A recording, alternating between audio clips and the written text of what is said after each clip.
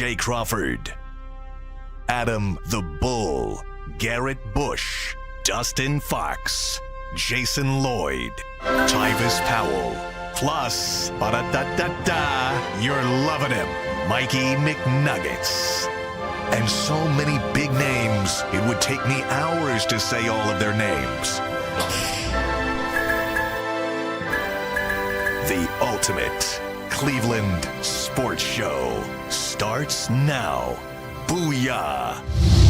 Hump day! Hey! Yeah. Here we are, man. We're almost to game day. Feels like we just finished a game day. I know. That's kind of crazy. These weeks anymore, man. Am I the only one? They seem to go like roller coaster rides. The older you get, the more they fly by there, Jay. Fact. Yes. Bro. Fact. Right? It's less. The older you are, the less a percentage of your life a day is, right? Everybody. So that means, right. No matter how old, if you're Yes. 1 year old, Yes. today you woke up with one less day to That's live right. than you did yesterday. That's right. And if you live your life that way, Yeah. you get the most out of I it get- because yeah. you treat it like currency. Absolutely. Time is currency. It's the most important currency we have. Yes. Yes. Speaking of which, James Garfield. I'm obsessed with this Yeah. show. Everybody watched the 4 episodes on Netflix about who's from Ohio. I've been to his house, Menor, Ohio. The man campaigned for president on his porch. He was like, I'm The from good old Ohio. days. I'm hanging here. In those days, apparently, everybody went to you had to campaign in New York. He didn't. He stayed at his porch for the most part in Ohio, was a great man. Now, did the networks carry his speeches live? Oh, never mind. Right. Can you? Well, they used to do the train tours. Yeah. You know, they would get on a train and they would literally stop country to country. Yeah, This right, was right. After that, after Yeah. the New York campaign. Yeah. But think about how we disseminate news now in real time. Anything that happens. Yeah. Back then, if you made a campaign speech, it might be days before it reached the outer states. Well, they were finding out on the show. I don't know how you don't know if every last detail is true, obviously, Yeah, but yeah. they're finding out the results state by state for like ticker tape. Wow. The old days. Yeah. And it was fascinating. Check it out. And I mean, I didn't know much about him before I moved here, and then obviously I went to the house and got a tour, and I was like, I didn't know anything about Garfield because he got assassinated 3 months into his presidency. Right, yeah. But he was a great man. Like he would have been an incredible president, most Too likely. bad this happened. He got in the 3 months he was in office, he got corruption. Like there was like this New York senator who kind of ran everything, and he was very corrupt, and everybody had to, and Garfield just cleaned them right out. It's crazy. The great men, like you think of it, across time, Kennedy was in his brief 100-day presidency. Think of the things he got done. Lincoln, in a very brief presidency. Yeah. Look what he accomplished. I know. Yeah. He changed the entire face of our country. And these guys, unfortunately, had brief presidencies. Who knows what they could have accomplished? Yeah. If you really want a history lesson, there's a great history lesson. It's a show on, I believe you can either find it on A&E or History. It is called The Men Who Built America. Like they have Carnegie on there. They have Rockefeller. They have Vanderbilt. Vanderbilt, very underrated. Vanderbilt changed everything. Vanderbilt is super underrated, by the way. Vanderbilt University, Carnegie Hall. Yes. Some of the big names. So check that out, and it'll show. Guys be fascinating. Yeah, it's very fascinating. All right, so there's your bull. I think we should do this every day. Bull's pick of the day. Yeah. What is he watching on television? What does he recommend? You gave us Running Man. Running Man, which I On really Monday. enjoyed. Landman. Yeah. And Landman. Landman. Well, you love Landman. Second season is I haven't dropped. started it yet. Yeah, I haven't either. Yeah. Okay, Mikey, what's going on? I have something I need you guys to help me set up. Okay. Before Yeah. we dive in. I texted you guys Pick this up morning. hoops related. Pick up hoops related. Yes. All right. They know we're going to discuss this on the show today. So we have a lot of Your team, your guys. my guys. Yeah, we got a lot All of right. viewers here who are really trying to figure out an answer. So Okay. I'm not going to name names, so don't ask any names. No We're names. playing two different. I mean, we don't know any of these guys anyway, though, Yeah, do we? we don't. You wouldn't, but the people watching will know. Gotcha. and Right. Understand, but I don't want to throw anyone under Okay. the bus here. So on Mondays, I play over by John Carroll. Thursdays, play over in University Heights. Right. There's a guy in the Monday group who is friendly with some of the guys in the Thursday group. And sometimes when we need extra bodies for Thursday, we'll reach over to the Monday group. and Little pick a few crossover out. action. Exactly. There's one particular guy in the Monday group who may be slightly colorblind and is adamant that everybody wears pinnies when they play. Drives me nuts. I don't like wearing pinnies, but he was there in this Monday Is group this to avoid shirt skins? because he can't remember who's on his team and who's not. He's the only one that has this issue. Okay. Wow. No shirts and How skins. old of a gentleman are we talking about here? Older than me, but I'm going to say early 40s, late 30s, early 40s. What does colorblind have to do with remembering people? For colorblind people, it's very difficult to discern shades of colors. Everything kind of looks grayish, depending on the variance of colorblindness. But I imagine what he's saying is he's making uncontested passes directly to the other team. All right. Thinking that they're his teammates, right? Exactly. And he's a rebounder. He's a big guy. Gets rebounds, immediately looks to outlet it, and on many of occasions says if they don't have a penny on, he just sees person, outlet, goes wrong team. I would sympathize with that. Yeah. Now, Mondays, he was in this Monday group before me. I have never brought up any issue. It's your guys' run. I may guess that your run. I'll wear a penny. Sure. But when he comes to the Thursday run, when he is the +1, the extra body we need, he comes over insisting that everyone wears a penny. Okay, let me ask you this. What is the inconvenience to wear it? I mean, I've played with and without. There is absolutely no inconvenience. Yeah, is it really that big a deal, Mike? Yeah. Some people don't mind wearing them. Some people like wearing them. I personally can't stand wearing them. And then it makes you bring... What is the argument for wearing them? Here we go. For one person to have to be able to decipher who's on his team and who's not when he's the guest. I know, but what's the inconvenience? Like, make an argument. You said you hate wearing them. So make the argument against wearing it. They get super sweaty. You got to tuck them in because you're hooping. You're going to be sweaty anyhow. But these get like the extra, like... Well, let me ask you, Mike. It's nasty. What if one team wore pennies and one team didn't? How about that? If they were all go... Well... His issue is usually pennies are white and then another color, right? Like everyone has a white side, and then the penny could be a million different colors. Yeah, yellow, penny, red, orange, whatever your team colors are. What if he just played on the team? He played on the team with the pennies. Nah. See, G, weigh in. You're the only one that's getting. Yeah, I see you wear them or you don't, but I don't. I just can't listen to an argument against. Oh man, I just can't. No. Remember, my question is. He's at the Monday one, no issue. As a guest coming in, should this one person be able to dictate that the other 13 people wear pennies? I say yes. So he obviously. By the way, here's how this things work. This is an elitist group. People who play basketball. What they do is they don't like playing with regular people. Like you got to at least play D1. I played overseas, so they get these little round. I might play D3. Did any of these guys play D1, Mike?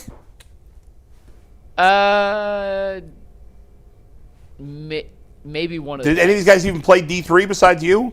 Yeah, 2 of them did. Okay, so these elite. He obviously, this guy who's a rebounder that gets to ride. He's played somewhere at some level, high school, college, somewhere. He's just not a regular dude that likes basketball. So that means that when he was playing on a team somewhere, nobody was wearing no damn pennies, walking around talking about like, hey. No, there was no pennies. Oh, but maybe his colorblindness has gotten worse. No. Here's what he need to understand. Yeah. When you play, you memorize who on your squad, bro. You know what it is. That's just like saying team's the same every week.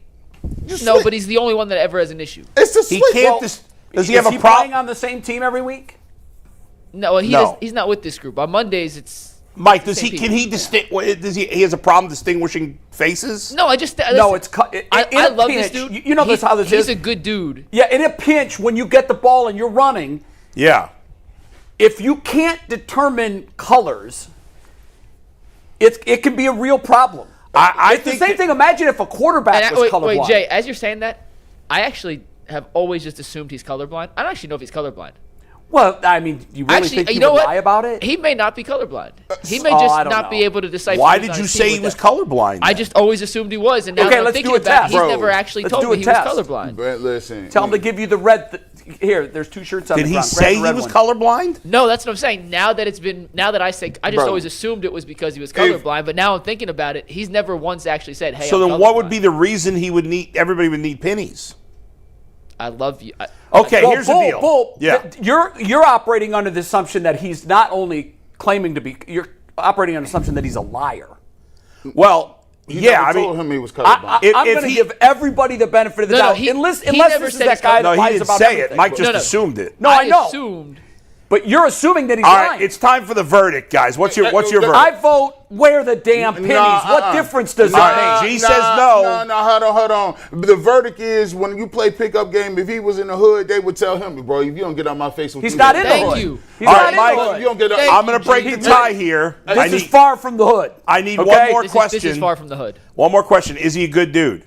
He's a good guy. Yeah, he's a good guy. If he wear the pennies. If there's I think you need to ask him, why do you need guys to wear the pennies? If he is colorblind, if there's a legitimate reason, then you and your friend should shut the hell up and wear them. Wear them. Watch this. If he's just doing it because he's a pain in the butt for whatever reason, then don't wear them. Well, I actually like that answer. Is he a big guy? He's a big, yes. Okay, so when you get a rebound as a big guy, you know what the first thing that happens is? Some little guy like McNuggets comes up to you and be like, give me the rock.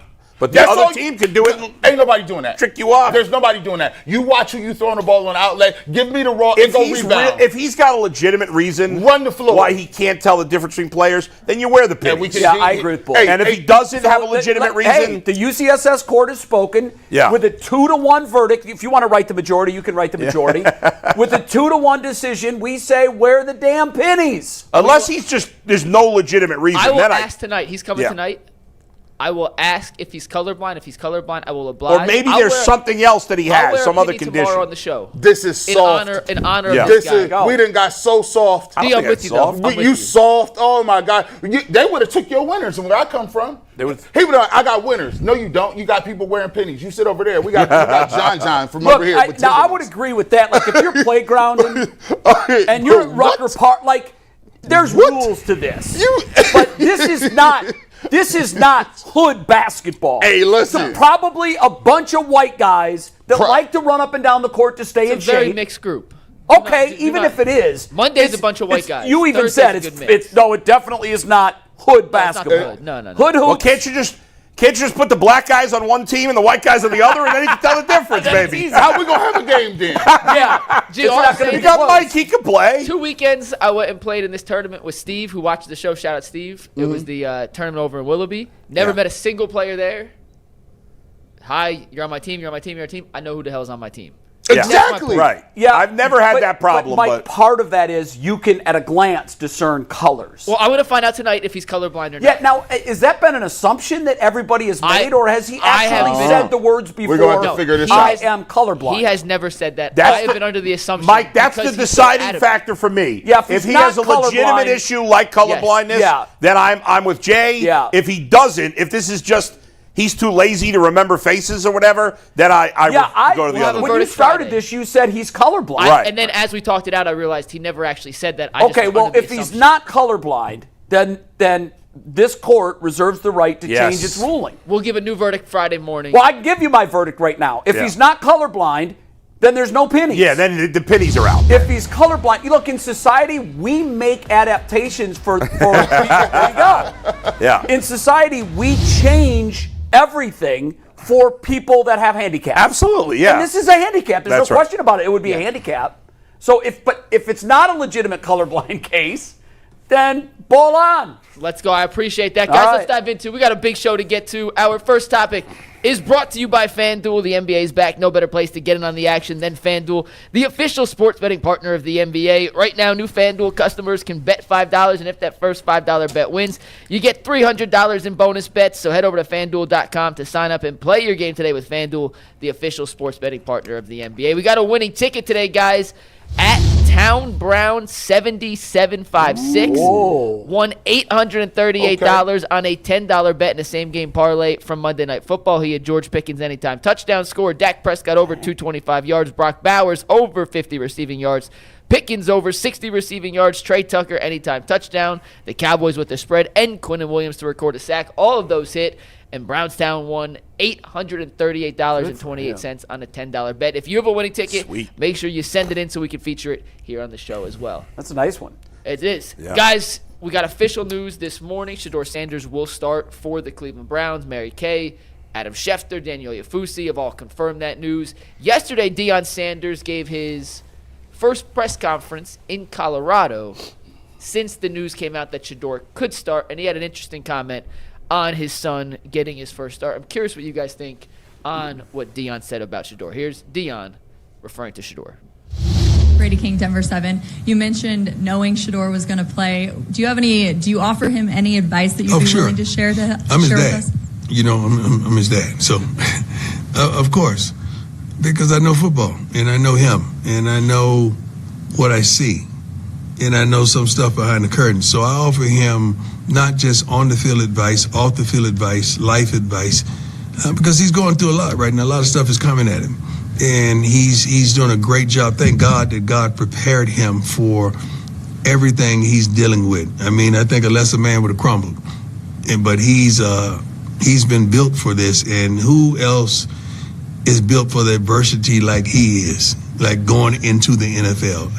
I don't think it's too many quarterbacks that are built like that for the adverse situations and not having the best of things to happen around him. I think we've always done that. We've never had the best of anything, I'm set aside lifestyle, I tried my best to do what a father should do. But when it came to playing on the field, we never had the best of this, the best of that. But we've made the most of this and the most of that. I applaud the young man. I'm just proud of him. So in that soundbite, Deion said, I think a lesser man would have crumbled. Shedeur's built for this. Who else is built for adversity like he is going into the NFL? I don't think there's too many quarterbacks that are built for that kind of adverse situations and not having the best things to happen around him. G, it is officially Shedeur time. How much pressure is on Shedeur in his first start against the Las Vegas Raiders? I mean, you know what the pressure is. I say it all the time. The pressure is crazy. The reality of the situation is you're not going to get the same runway and the same track record as Dillon Gabriel got. You're not going to get that. So, people, and the great thing about it is he woke up to that factor after his 2 quarters. And, he didn't play well. He said he admitted he didn't play well. He showed some things, in my opinion. But there's a lot of people out there like, nope, I told you. This is why he's a 5th-round pick. This is why he ain't ready. This is this. But if we was looking at Dillon Gabriel, he got the benefit of the doubt. He got all the reps. He got all those different things. But guess what? This is life. Life ain't fair. And so what Prime is saying is, all right, well, now you're going to have to come out here. You finally getting the reps today. It's the fierce urgency and now. Let's see what you're going to make your opportunity with. Because now it's time to put all the rest of the stuff to bed. It's time to stand on business. And it's time to say, you know what? What's going to keep you on the field is what you do on the field. Is it fair that, Dillon had 6 weeks and reps and all? No. That's what happens when somebody drafted ahead of you. It's reality of it. I talked to Bull. We was in the bathroom. We was sitting there chilling. And I said, hey, I used to, this was kind of wild. Was this an over-the-stall wall conversation? We was both done with our business. When you say sitting there chilling. We was chilling, right? The bathroom. The bathroom at WKYC looked like a locker room, though. Like it got benches and stuff. That's true. No, that's a fact. So we in there, and I said, Bull, when I was a host and I was filling in, they didn't put me on no prime time Browns Wednesday at 9 o'clock in the morning on the morning show. When G. Bush was filling in, I was filling in from 7 to 8 on Easter, from 5 to 7 on Thanksgiving. Put me a plate up, Mom. Right? You had to work your way up, and guess what? They was gonna see what you was gonna do, and if you did something, we might keep you in consideration. Guess what? That consideration was 14 years. You see what I'm saying? This is everything you've done prior to this is the preparation for now. Does it seem crazy? No. But guess what? If you would have told Shedeur Sanders coming in and he was the 4th quarterback on the depth chart, he was a 5th-round pick, that this week against the Las Vegas Raiders, he would be quarterback number 1, he would have took it. Prime would have took it. Every supporter would have took it. So now it's time to go out, let it loose, have some fun, and prove what you're going to prove. So this is exactly what you want. All you can ask for in life is a shot. You got the shot. Take advantage of it. Tom Brady took advantage of his. Brock Purdy took advantage of his. So now, let's see what you got. You got a week to get your troops together and go battle. That's how it works.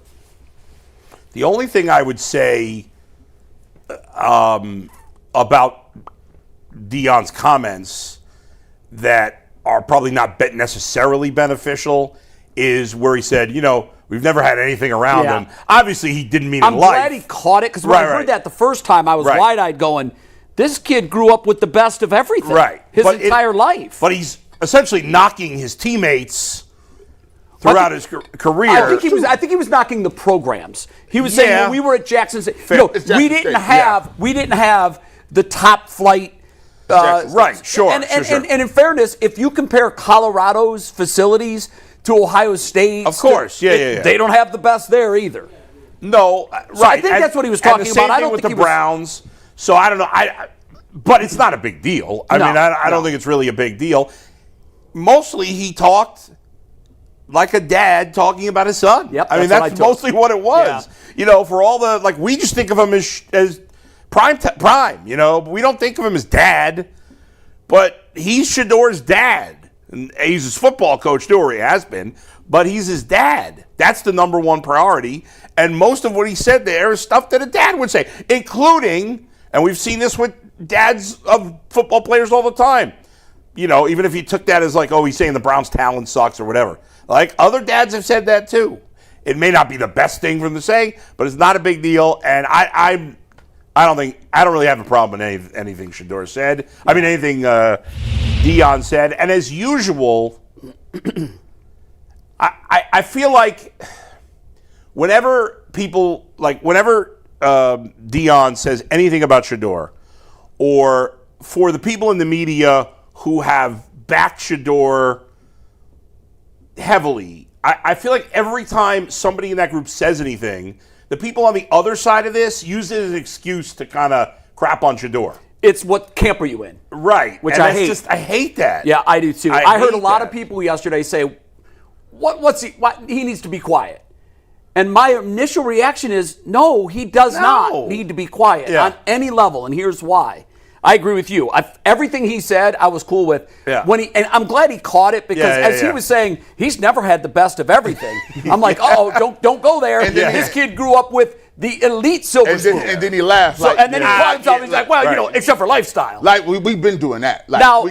You could make an argument that those that grew up with everything might be softer than those that grew up in a single-family home, moving every 4 months, never had anything. I mean, generally that's true. Didn't have food.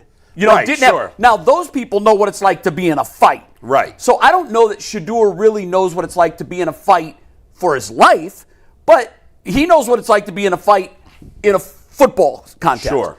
First of all, on Deion speaking, if Shedeur's dad was a 10-year starting guard for the Falcons, I don't really know that I need to hear from him. But this guy set the standard at a position. For me, and I know people will say, he didn't run support, he didn't tackle. To me, he was the best corner cover in the history of the game. Any disagreement? No, man. Not that I've I don't even think it's a discussion. So for me, since I've been watching football, there's no when discussion. you reach a certain level, you have every right to talk about that and the fact that it's his son. And as a father who was proud all through my son's athletic achievements, I was, of course, brimming with pride. Of course. I do remember when his junior year, I believe, when he went into the NCAA championships as the prohibitive favorite to win the title. ESPN was carrying the event, and they had reached out to me in advance and said, we would like to interview you during the broadcast. Mm-hmm. And I said, with all due respect, I politely declined. And I did it for two reasons. One, I was thinking about Corey already had a ton of pressure on him being the favorite.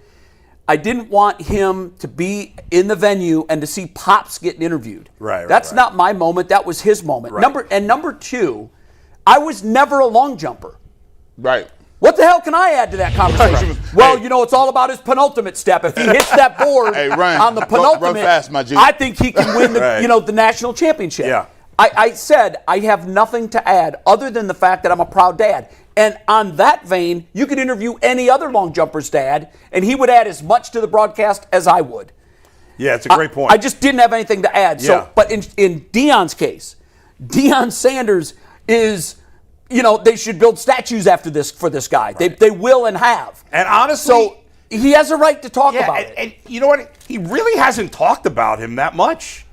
No, I think it's mostly been just when he's been asked. They're in the midst of a bad season. Yeah. Okay, and the athletic director that hired him was getting a lot of pressure. He just stepped down. Yeah. Things are not going well now for Deion Sanders and Colorado. I'm not saying he's not going to turn it around. Right. I'm just saying the guy that brought him in has been run out. Yeah. So so I don't want to hear, if I'm a Colorado fan, and he spends too much time talking about Shedeur, I'm like, oh, yo, eyes on the prize. Right, yeah. Boulder. So I think it's been smart of him not to weigh in. Plus, I think it's smart for him to, the more he talks, the more we glom onto it, the more pressure it puts on. Yeah. I'll disagree with one thing that you said. Or no, I actually agree with you, but I'll explain why I think it's different. Because you said, well, yeah, there's a lot of pressure on him. There's more pressure on him than there was on Dylan Gabriel. And I agree with you. I think that's right. But here's part of the bubble that comes with Shedeur. When you have a tag of legendary, why did we see this celebration with a sack? If he came in under the radar, Dylan Gabriel's been sacked many times. He didn't have a celebration that could be mocked. Right. So sometimes I think players put the target on themselves. But that's part of listen, that's fine too. Like it is, but you got to deal with and the good ones can back it up. And that's exactly right. So Aaron Rodgers was running around doing this for 10 years. Right. Yes. Guess what? Well, he won a Super Bowl. That's the way we're going. But if you call yourself legendary, that's what it is. Right. I like that. You better step up and be legendary. That's the only point I would make about that. When LeBron James called himself king and threw chalk in the first, who does that? How do you? Well, by that point, though, Sports Illustrated had already dubbed him the chosen one. But here's the thing. Hey, guess what? When you name yourself that and you feel like you better live up. You got to stand on it. Yeah. I think the thing about Coach Prime is ridiculous. First and foremost, there's a lot of people speaking on Prime's name. I said this before. I don't even think you should be able to talk Prime. Coach Prime is one of the greatest football. He's top 5 ever. Like, he's the greatest corner of all time. He did something nobody could do. He played baseball and he played football. For you to act like Prime. Bo Jackson could do it. Yeah, he was, right? He was great. Leave out Brian Jordan. Brian Jordan was a poor man's Dion. But Prime, when in terms of NIL, is here because of Prime. Like, he was the first dude wearing jewelry. Prime is the reason I could wear this today and somebody said, don't take that off on TV. That's because of him. Yeah. Because he could get that off. He was the Muhammad Ali of football. He was the first guy that really did that. He made it okay to wear hats. He made it okay to wear Nikes. He was the first dude with the signature deal. He was the first dude dancing in the end zone. He was the first dude with a music video. Now, he backed it up. And he backed that up. So for me, Prime get to say what he want to, just like Peyton Manning get to say what he want to. Yeah, I agree. Peyton Manning say what he want to. I'm There's just saying that's certain guys that have open mics for as long as they want, and I hope they use it judiciously. And I think so far he has. Look, I agree, he has every right to comment. Especially, he didn't bring it up. Right, he was the question was asked. Now, it would be different if during a news conference for Colorado football, he sits down and he says, "Well, I want to start by talking about my son." Now that would be different. The reporter asked him the question. He has every right to answer that question. I thought he answered it as well as he could. The only thing about the whole, he's going to earn, if he stays the starting quarterback, if he plays well. That's it. And I don't know that anybody can disagree with that. I've heard people say, well, no, you can't lose your job to injury. Yes, well, go ask Wally Pipp what happened to him when Lou Gehrig replaced him in the lineup. If the guy comes in, and this is exactly what happened to Tom Brady. If the guy comes in on an injury and balls out, and everybody's looking at it and says, "Oh, we can't put him back on the bench." Right. He stays in the game. Especially when the injured guy wasn't very good. Right. Yeah. I mean, now, in the case of New England, obviously he replaced a very good quarterback who just signed the biggest contract in the history of the sport. Yeah. So if you think about what Brady was able to do as a 6th-round draft pick. That was crazy. He came in and he took over and earned every bit of it. And the beauty of it for him was he proved that was the right decision. Yes. He didn't just win 1 or 2. The man won 7. It's your skill. Like, look, that's why I said yesterday, listen, man, I get it. People say, listen, the reps conversation and where you was drafted and how you got here and what you doing, that's done ski. You know why? Because we sitting right here. What happens now today? Matters, yes. When you say who's the starting quarterback, because Kevin Stefanski, who is the starting quarterback of the Cleveland Browns right now today at 11:29 Eastern today? It is Shedeur Sanders. Yeah. Hey, Now, everything that is your future is in your hands. Yes. That's right. And everything that's happened in the past doesn't matter. Does not matter. And by the way, Kevin Stefanski's not calling plays. It's a rookie, two games he could call plays with Tommy Rees. You better get with Tommy Rees. And I told people this before. Oh, they are. The same offensive line and the same receivers. I've been very crystal clear. I said, listen, when Dylan was in there and when Flacco was in there, I told you, the offensive line ain't no good and the receivers ain't no good. But guess what? When Shedeur Sanders get in there and they're not getting new linemen and new receivers. Same guys. Same dudes. You got to figure it out. You better figure out what Flacco couldn't and what Dylan Gabriel couldn't. And that's how you show. The beauty of this is we talked when he was drafted. I remember we all sat here and said, is he going to get to play? And I said, this is the Cleveland Browns. These are the Cleveland Browns. They used 5 quarterbacks 2 years ago. I said, he absolutely will get to play. Now, it's not like he rose through the ranks because of what he was doing on the practice field and earned the number 1. I said, if there are 3 quarterbacks ahead of him, they will all go down to injury. At some point, he's going to play. They're all going down. Flacco got moved. Gabriel gets hurt. Now it's his turn. Doesn't matter how he got here. Doesn't matter what happened prior to this point. If during the hours of 1 o'clock Eastern time to 4 o'clock Eastern time for us, he goes onto that field in Vegas, or is this it's 4 o'clock Eastern. 4 o'clock us, 7 o'clock them. If he goes out 4 o'clock us, 7 o'clock, and in those 3 hours, carves up the Raiders, comes home with the victory. I don't care that they're 2-8. They get paid too. They're not a good team. But if he beats them, he's the incumbent. That's right. Hey, Mike, do we have time to play that clip, or did you say Leroy's here? We got Leroy, so we'll bring up the Adam Kaplan clip in a little bit. Let's bring in Leroy after a reminder that we're going to have our biggest postgame show in the history of postgame shows this Sunday. Think? G. Bush, Earl Pearl, myself will be breaking down every pass, essentially, that Shedeur throws in the postgame show. G, we may spend a little bit of time on the special teams, the uniforms, the weather. We may talk a little quarterback. We may not, but make sure you guys tune in at the 2-minute warning for the start of the Ultimate Cleveland Sports Show, Browns postgame show. It's going to be a big one. We'll see you there starting at, let's say, right around 7 o'clock. And with that, let's welcome in Leroy Horde. I was texting Leroy yesterday, and Leroy told me he hates that he's always right about this kind of stuff. So, Leroy. What is he right about? What are you right about, Leroy? Take your victory. So, it's not even a matter of taking a victory lap. It's, you can watch situations, and let me a lot of the stories that I tell about players comes from my own personal experience.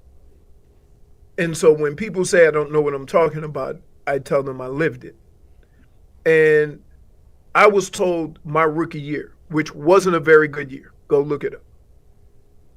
And I was told after that season, you have all the talent in the world, but if the coaching staff and your players don't feel that you either know what you're doing or putting in the work, they can't trust you. And so from that standpoint, sometimes guys are not on the field, not based on whether you're better than the other guy in front of you, but whether the other guy may be more prepared. So when you watch Dylan Gabriel, who hasn't been good, but every time he dropped back, he looked like he was playing quarterback. He wasn't always running for his life. Now, he didn't make good throws. That's a whole nother conversation. They're still both rookies. And we're sitting here having a conversation about two rookies that need, based on where they were drafted, they need some development. All of which they can't get in this situation. Right. So let's start there. But when you watch Shedeur go in the game, I don't know whether it was too fast for him or whatever, but the first sign of a quarterback that has happy feet is when you see the pocket around you, you run backwards instead of stepping up in the pocket. Right. Whether the pocket's there or not, they all do that. So when I saw him take off and run back, I go, either one or two things. He's not looking downfield, or he hasn't worked on those things. And so if I'm seeing it, you don't think they're not seeing it on a weekly basis or a daily basis? And I would say this. It is not the coach's job to get you ready for professional football. You are just as responsible to put the work in, put the study in, put the film in, or whatever. And I'm not saying he's not doing that, but you watched him play last week. How prepared did he look? Every quarterback who lost a starting job, what is the first thing you heard from him? Okay, it's a standard response. Leroy, can you put something? I may have lost the job, but I'm gonna prepare like I'm the starter every week. Right. I'm wondering if you can put something to rest for us, because you've been on NFL teams and you see how the reps are doled out. The big conversation during the game and especially after was, well, he didn't get any first team reps. I don't think Tom Brady got first team reps when he came in. How many first team reps is a backup quarterback, or in the case of training camp, a fourth string quarterback? How many first team reps is he? Okay. Zero. So we really shouldn't talk about that. Stop with that. Because guess what? The backup for Tom Brady and the backup for Peyton Manning never ran a play because they took all the reps. So how do they get ready? It's a self-preparation? The other stuff. They get ready by working with the receivers after practice. They get ready by studying film. They get ready with, I think the worst thing that could have happened, and I know why they did it, was to get rid of Joe Flacco so those two young guys could see how to be a pro. Clear the decks, yeah. Right, to see how to be a pro.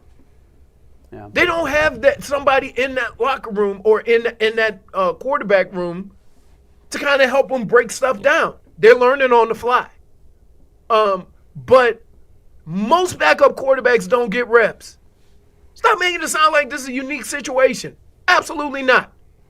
You run. Let me break it down for you. So you have a period in practice where you throw routes. So just against air, warming up, throwing routes. Okay?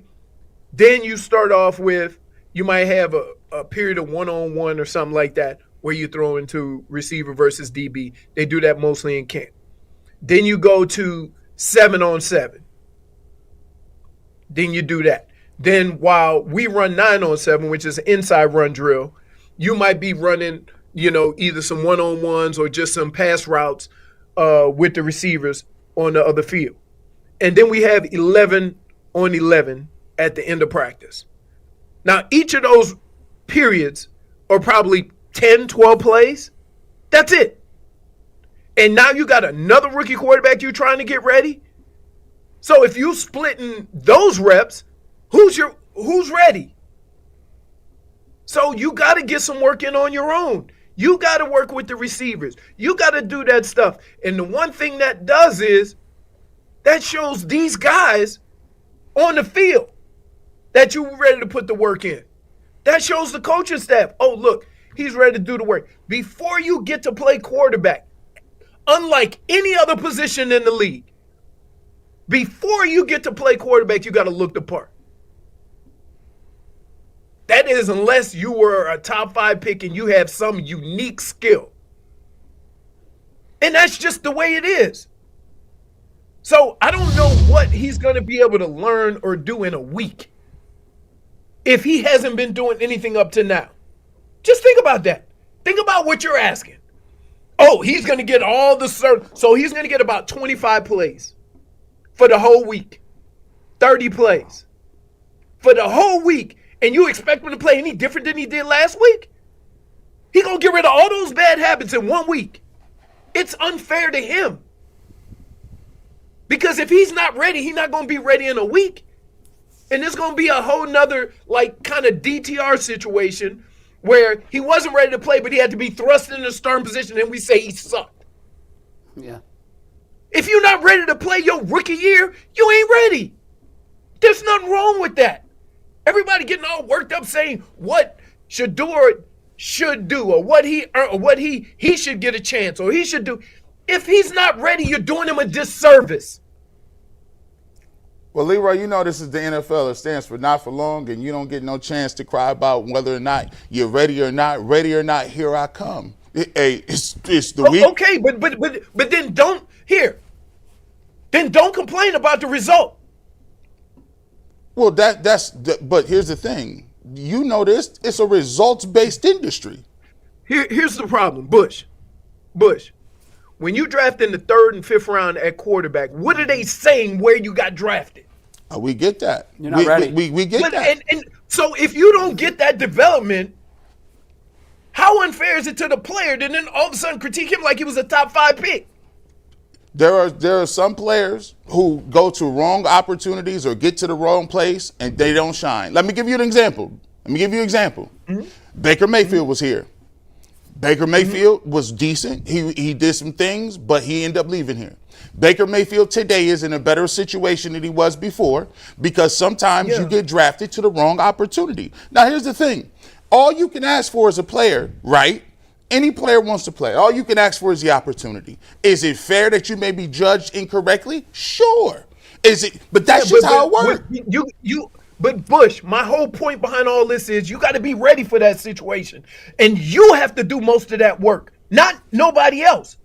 So if you watch him play, and we've watched him just in a little bit of time he played last week, what indication do you have that he's been working his ass off to get that opportunity? But here's the thing. Here's the situation. If I go back and pull up a clip and Myles Garrett say, hey, he's in there first all the time. He's there after practice. There's clips of him working in California or Florida throwing the football. There's clips of him working over at John Carroll University after practice. His arm was sore because he worked a lot. There's the Hungry Dogs period where they go out and do different things and throw the backup guys. That's why you talk about Gage Laverdale. Here's the thing.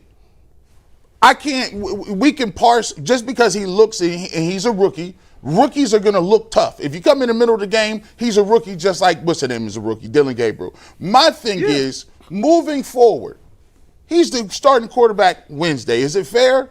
What are we looking for?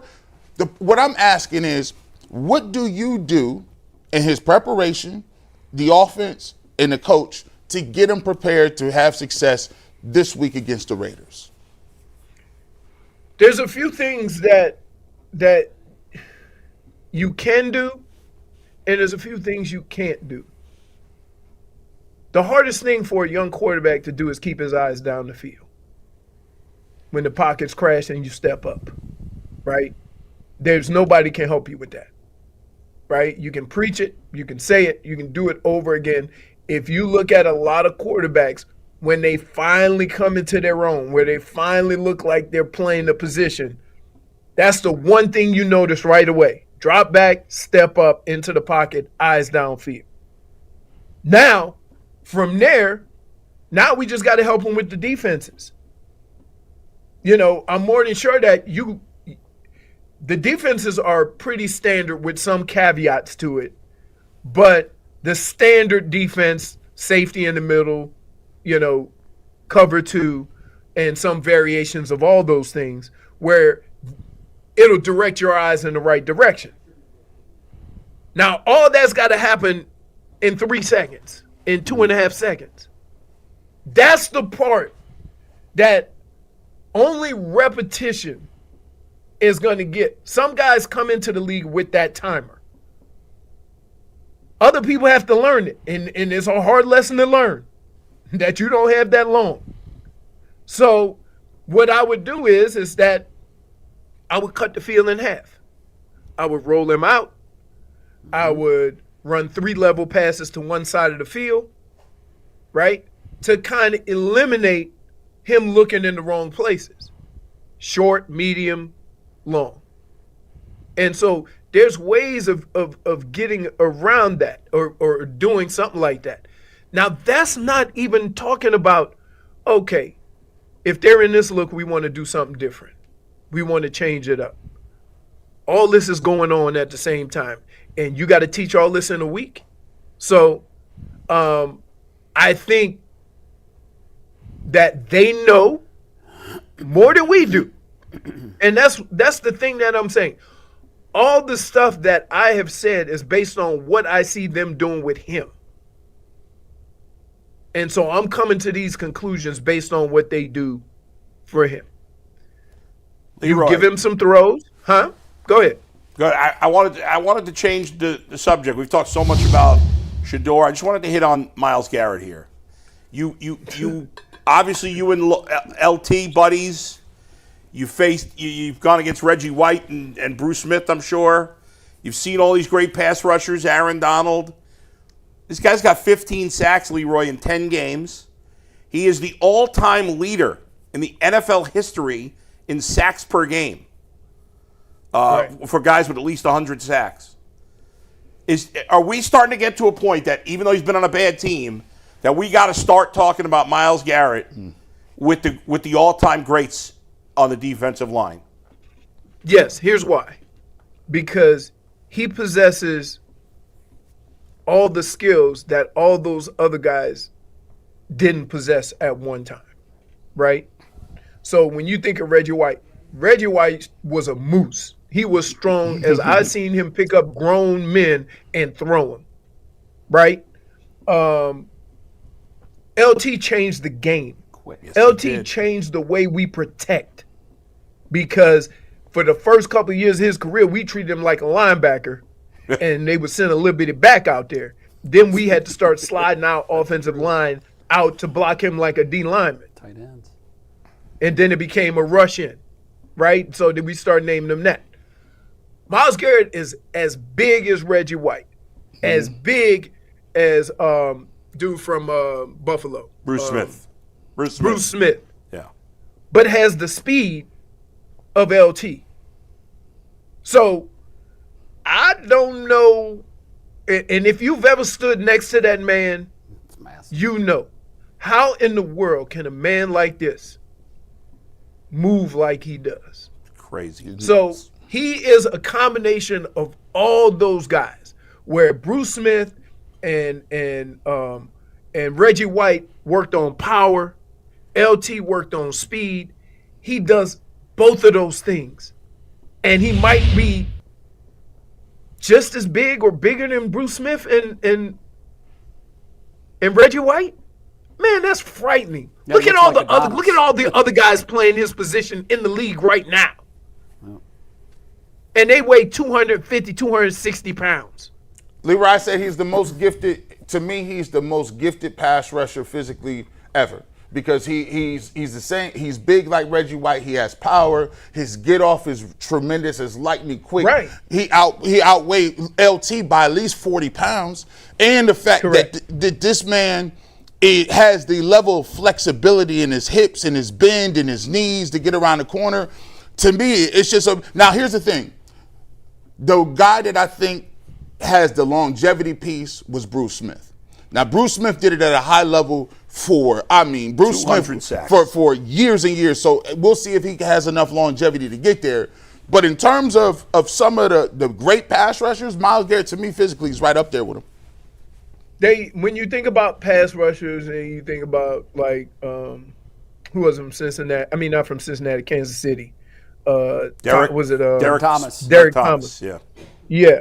They all kind of did it their own way, right?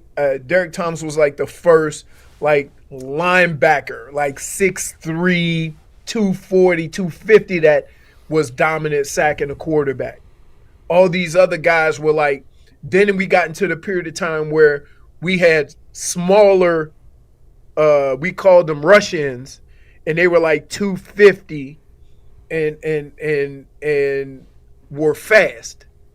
And so it's kind of, but what we have here is a combination of all those things. Like, you go back to the beginning of the pass rusher. You go back to the beginning of D linemen, they all had a certain size. They were all big or whatever. The thing about what we could do with him, with Myles, is that you can take him and put him over a center. You can put him over a guard. Okay? He's the same size as those guys too. So now you're talking about, I got a guy with elite pass rushing skills, quick off the ball. Now he over your center. Now he over your guard. That's what makes him so unique. When you think of these other guys, they mostly played in their position. One last question before we get you out of here, and I think this is the best question of all. Obviously, you're much, better friends with this guy. You grew up with him. My man Bernie, last week, a couple of weeks ago, man, it was touch and go. It was touch and go, and me, Jay, talked about it, and I said, man, we saw Bernie, and he in the studio with us, and then he finally got his transplant. He's doing well right now. And, man, what you talk about transitioning your toughness and mental toughness and what football teaches you, what did you know early on about Bernie that would make it seem like that you knew he was going to pull through this one too? Because it's crazy. I would say this: there is no person in my life, and probably in any of our lives, that throughout anything, and this from our days playing. This is from. I've never seen the man yell. He only yelled at me, by the way. Because he loves you, right? He loves you. But I've never seen him yell either. But I have never met a guy who got beat up the way he did playing football. Because my rookie year, he got sacked more than anybody in the history of the NFL. And always stayed positive. It was if you have a conversation with Bernie, or you see one of his tweets, or you see any of his posts, that's him. That's him. Like, regardless of what's going on. All the stuff he puts on his post, when you have a regular conversation with him, that's him regardless of what's going on around him. And I got to tell you, if I'm feeling bad, I always call Bernie. I'm going to tell you. He ain't he going to be so positive. I say, hopefully that some of that rub off on me. I'm having a bad day. So and for reasons I can't explain, he has taken me under his wing, and it's been now for 35 years. Because if anybody asks, he will always mention my name, and I have no reason why. I don't know why. It's just always been that way. He comes down to Florida. Hey, let's go eat.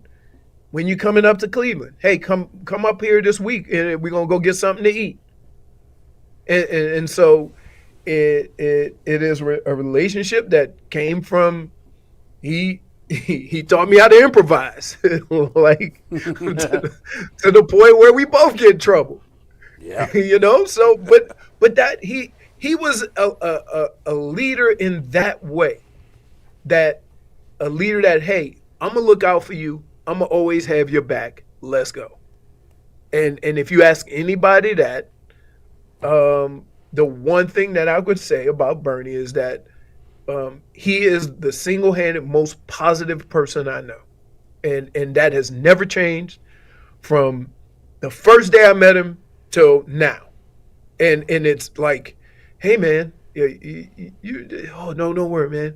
Hey, we almost there. Like, it's just like I'm like, whew. It had me like, yeah. I hope he's right, But he ain't gonna never deviate from that. He's never deviated from that. And so it has from to do that with the spirituality too, Leroy. I guess, man. I don't know. I'ma just say this, is that if Bernie is a friend of yours, you're doing good. Yep. Yeah. And so that's how I look at it, that I got good people in my life, so I must be doing okay. Yeah. And we're all thinking of him, that's for sure. Appreciate you, Leroy. Bernie is going to pull through this. Leroy, all right, great guys. to see you. I enjoyed your thoughts. By the way, in real time during the game, he was texting things about Shedeur and about the defense that were going to happen in the game, and you nailed everything. I mean, everything you were saying, it was just like he was reading it in real time, telling me what was going to happen, and he got it all right. Wrap it. You know what, Leroy? Before you go, I'm gonna. We do this segment on the show called "No Fence Riders." Do you know this segment? No. All right. Well, I've been known. I've been known to ride the fence. So that's crazy. Bro, OG, please. That pause. Mike asked us 6 questions, and we can't ride the fence. You got to say yes or no. You're going to give the questions out a day early, Bull? Can I give them out? Do you mind? Give them 2. Yeah, sure. Give them the 2 best ones. Yeah, give me the 2. All right, let's do it. Let's 2. All right, Leroy. Here we go. All right. Quick answer. Yes or no. That's it. Will Shedeur Sanders throw for 200-plus yards against the Raiders? No. Will Shedeur Sanders play a turnover-free game against Vegas? No. Will the Browns score 20 or more points in this game? Yes. Okay. All right. There you go. There you have it. There's a little tease of fence riders. Thanks, Leroy. Appreciate it. Thank you, brother. Thanks, See you Leroy. soon. All right. Bye-bye. All right, guys, we're going to get to our next topic after a quick word from our dearest of friends, Cody from Locked On. I'm Cody Rourke from Locked On Broncos, and this episode is brought. What happened? Here comes Cody in a sec. Hold on. I'm having some connection issues with Cody. I'm Cody Rourke from Locked On Broncos, and this episode is brought to you by Peloton. Peloton is shaping the future of fitness with the brand new Peloton Cross-Training Tread Plus, powered by Peloton IQ. This is Peloton's most advanced equipment yet, giving you real-time guidance and endless ways to move, whether you're running, lifting, or you're cross-training with your favorite instructors like Alex Toussaint. It's training reimagined to make your workout more personal. Peloton is built for breakthroughs with features that help you plan, stay motivated, and hit peak performance. You can let yourself run, lift, flex, and go while Peloton handles all the rest. Plus, Peloton IQ provides real-time strength coaching, tracking your progress and suggesting weights that challenge you so you can get stronger. Plus, the new movement tracking camera, it counts your reps and corrects your form in real time, making sure every rep is safer and smarter. So let yourself run, lift, flex, push, and go. Explore the new Peloton Cross-Training Tread Plus at onepeloton.com. Thanks, Cody. Always appreciate having Cody on the show, guys. Let's talk about this Raiders matchup here this weekend. As it stands right now, on FanDuel, the Raiders are 3.5-point favorites over the Cleveland Browns in Shedeur's debut. Bo, I want to start with you on this one. When you look at these two teams, is the right team favored? Mike loves asking me these questions. He always gets you. He always starts with you on these. Like, who's the bigger pile of crap, the Raiders or the Browns? I actually don't like this spread. I think the Browns are a slightly better team than the Raiders. I agree. And I know the game's in Vegas, but there's not much of a home field advantage. No, it'll be a Browns home crowd. Yeah, if anything. I mean, that's what it usually is out there. Did you watch the Dallas game? Monday night. Yeah. No, I didn't. I mean, the Cowboys traveled well, like the Steelers and like the Browns, but it's Cowboys crowd. I would make this game a pick 'em. I still give the Raiders there's still a little advantage of being at home, even if the crowd is not huge in your favor. I just think both teams stink. The Raiders have more talent on offense than the Browns, but not by that much. But the Browns are way better defensively than the Raiders are. I don't even think it's close. And, in the end, the Browns have Myles Garrett and the Raiders don't. I know Max Crosby is there, and he's a good player, but he's not Myles Garrett. It's funny you say that because I think they're kind of mirror teams. Take the quarterback out. Obviously, Geno has a lot more experience. Although he's been terrible But he's been bad. Yeah. This was the year that he just fell off. Yeah. But, defensively, you've both got elite pass rushers. Right. And then there are holes defensively, but I think the Browns, by and large, have the better overall defensive unit. I don't think there's any arguing that. But on offense, each has a rookie running back that was highly touted, that have shown flashes of brilliance but haven't done it consistently. Right. And a lot of that's because of the offensive line for both teams. And I think I was just going to say, the Raiders' offensive line looks similar to the Browns' offensive line. The wide receivers, you're like, who are these guys throwing to? Right. The tight end position, I think, is their position of strength. Yeah, Bowers is excellent. Bowers is great. Yeah. We've got some good tight ends. Right. So I think these teams are extremely close on the field. I would make the Browns a 1-point favorite because of the defense. I think it's going to be much more difficult for the Raiders to move the ball on our defense than it will be for the Browns to move the ball on the Raiders' defense. Yeah, it's close. It's a pick 'em. I mean, but here's what I will say. Yeah. The only reason that I would lean towards the Browns is not the quarterback. It's the fact that Myles Garrett is playing like Superman. Unstoppable. Like this dude is getting 4 or 5 sacks a game, bro. This is an all-time great run. And let's not also mention the fact that Grant Delpit is playing great this year. Devin Bush is playing awesome this year. Denzel Ward has been Denzel Ward. And then you got another dude who's working his way into being an impact player. Listen, Carson Schlesinger, you trying to act like you want to get you an 88 rating on Madden or something. Like, bro, this guy is a force, and he's a rookie. He's going to be ready to play. And you can't underestimate this. It's a 4:30 game, right? This is going to be a Browns home game.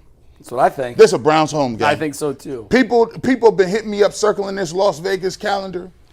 Shedeur Sanders is going west of the Mississippi. He's close to Colorado. There's going to be a lot of CU aunties, uncles, cousins, and all types of relatives out there. This game going to have a lot of juice. I know Skip Bayless is watching. I know Gilbert Arenas is watching.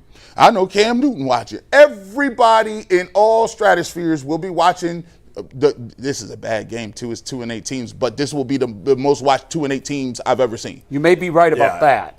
Ever. You may be right about that simply because I think the Shedeur factor alone, there will be people that are out for a gambling weekend in Vegas that are like, oh, wait. Hold on. Shedeur's playing. Right. Let's get tickets. Let's get a ticket. Let's go down. Do you think, like, you could legitimately ask the question, could the Browns defense be responsible for more points in this game than either team's offense? Possibly. Because think about it. Last week, the Browns scored 16 points.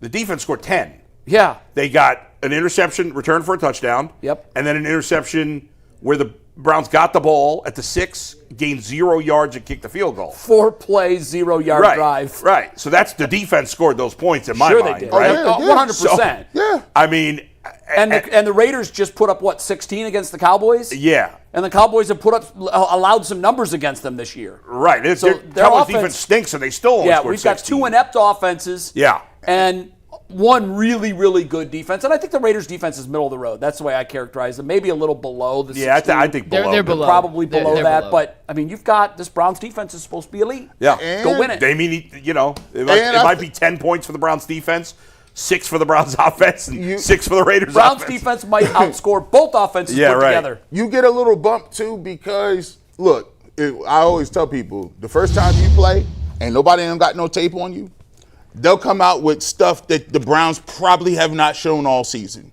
because it's a different quarterback, it's a different skill set. They'll put in certain things that he's comfortable with, and the Browns are traditionally good on their first drives anyway. So if you get some points on your first drive, the Browns defense comes up with some turnovers, does their thing, and you score over 20 points, it's a good opportunity for you to win this football game.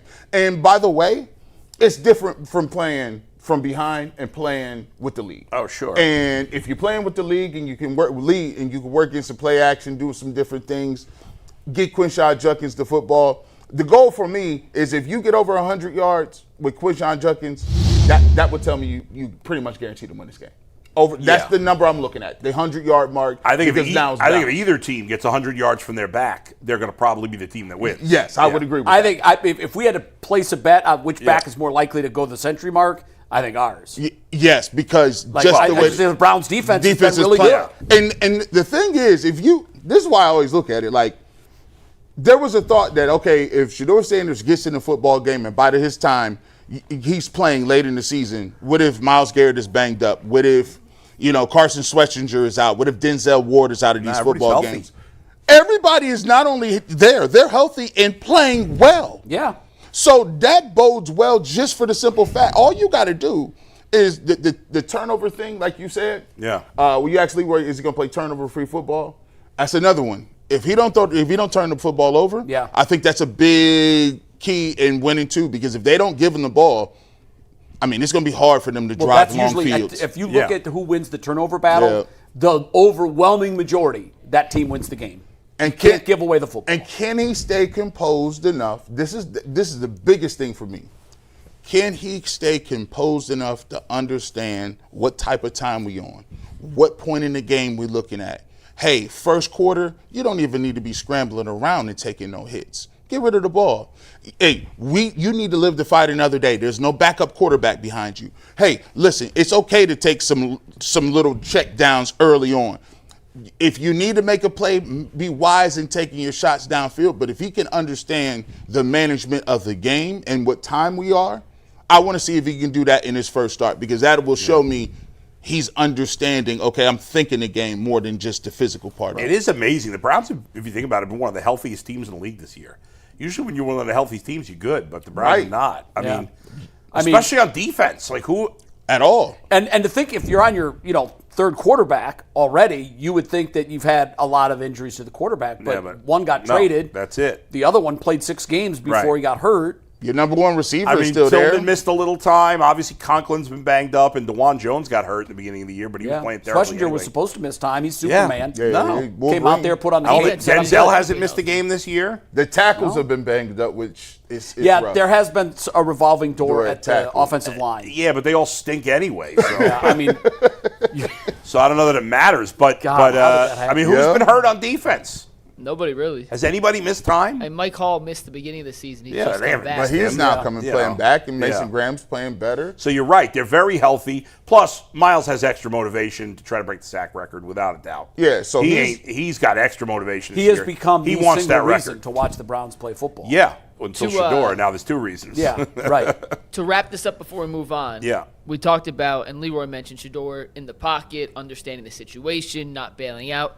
The Raiders on the season only have 19 sacks as a team. That's in the bottom 10 in the NFL. They're not a heavy blitz team. Yeah. How many does Crosby have? Crosby has 7. They don't have any of them. He's got a third of their sacks. Myles Garrett only has 4 less sacks than the Raiders. Yes. Incredible. But guess what? Yeah. They saw that tape just like we saw that tape. Yeah, it's different. Yeah, right well, that was the question I wanted to ask. So they're not a team that has generated a ton of pressure, and they don't blitz a lot. Do you expect to see a complete flip from the first 10-game tendency from the Raiders because they're facing a rookie quarterback in Shedeur? Or do you think those got to stick to their tendency? Not only that, you don't have many threats in the passing game anyway. So it's not like you're overly worried. So you're going to need some options, and you need to give him some options. Sometimes you need to max protect. Sometimes you need to check release. Let's keep Njoku and block for 2 seconds, then a release in the flats. But here's the thing. What I would do if I was the Raiders, I got 10 guys at the line of scrimmage every single play. Shedeur Sanders is going to have to diagnose who's coming on the blitz and who's dropping in the coverage. And I'm going to make it difficult for him to understand. I don't want to give him clean reads. I'm going to never be my shell defense. I'm going to stay in the cover 2, but I'm going to shift to a cover 3. I'm going to move from a cover 3 and drop guys in the flats and run cover 4.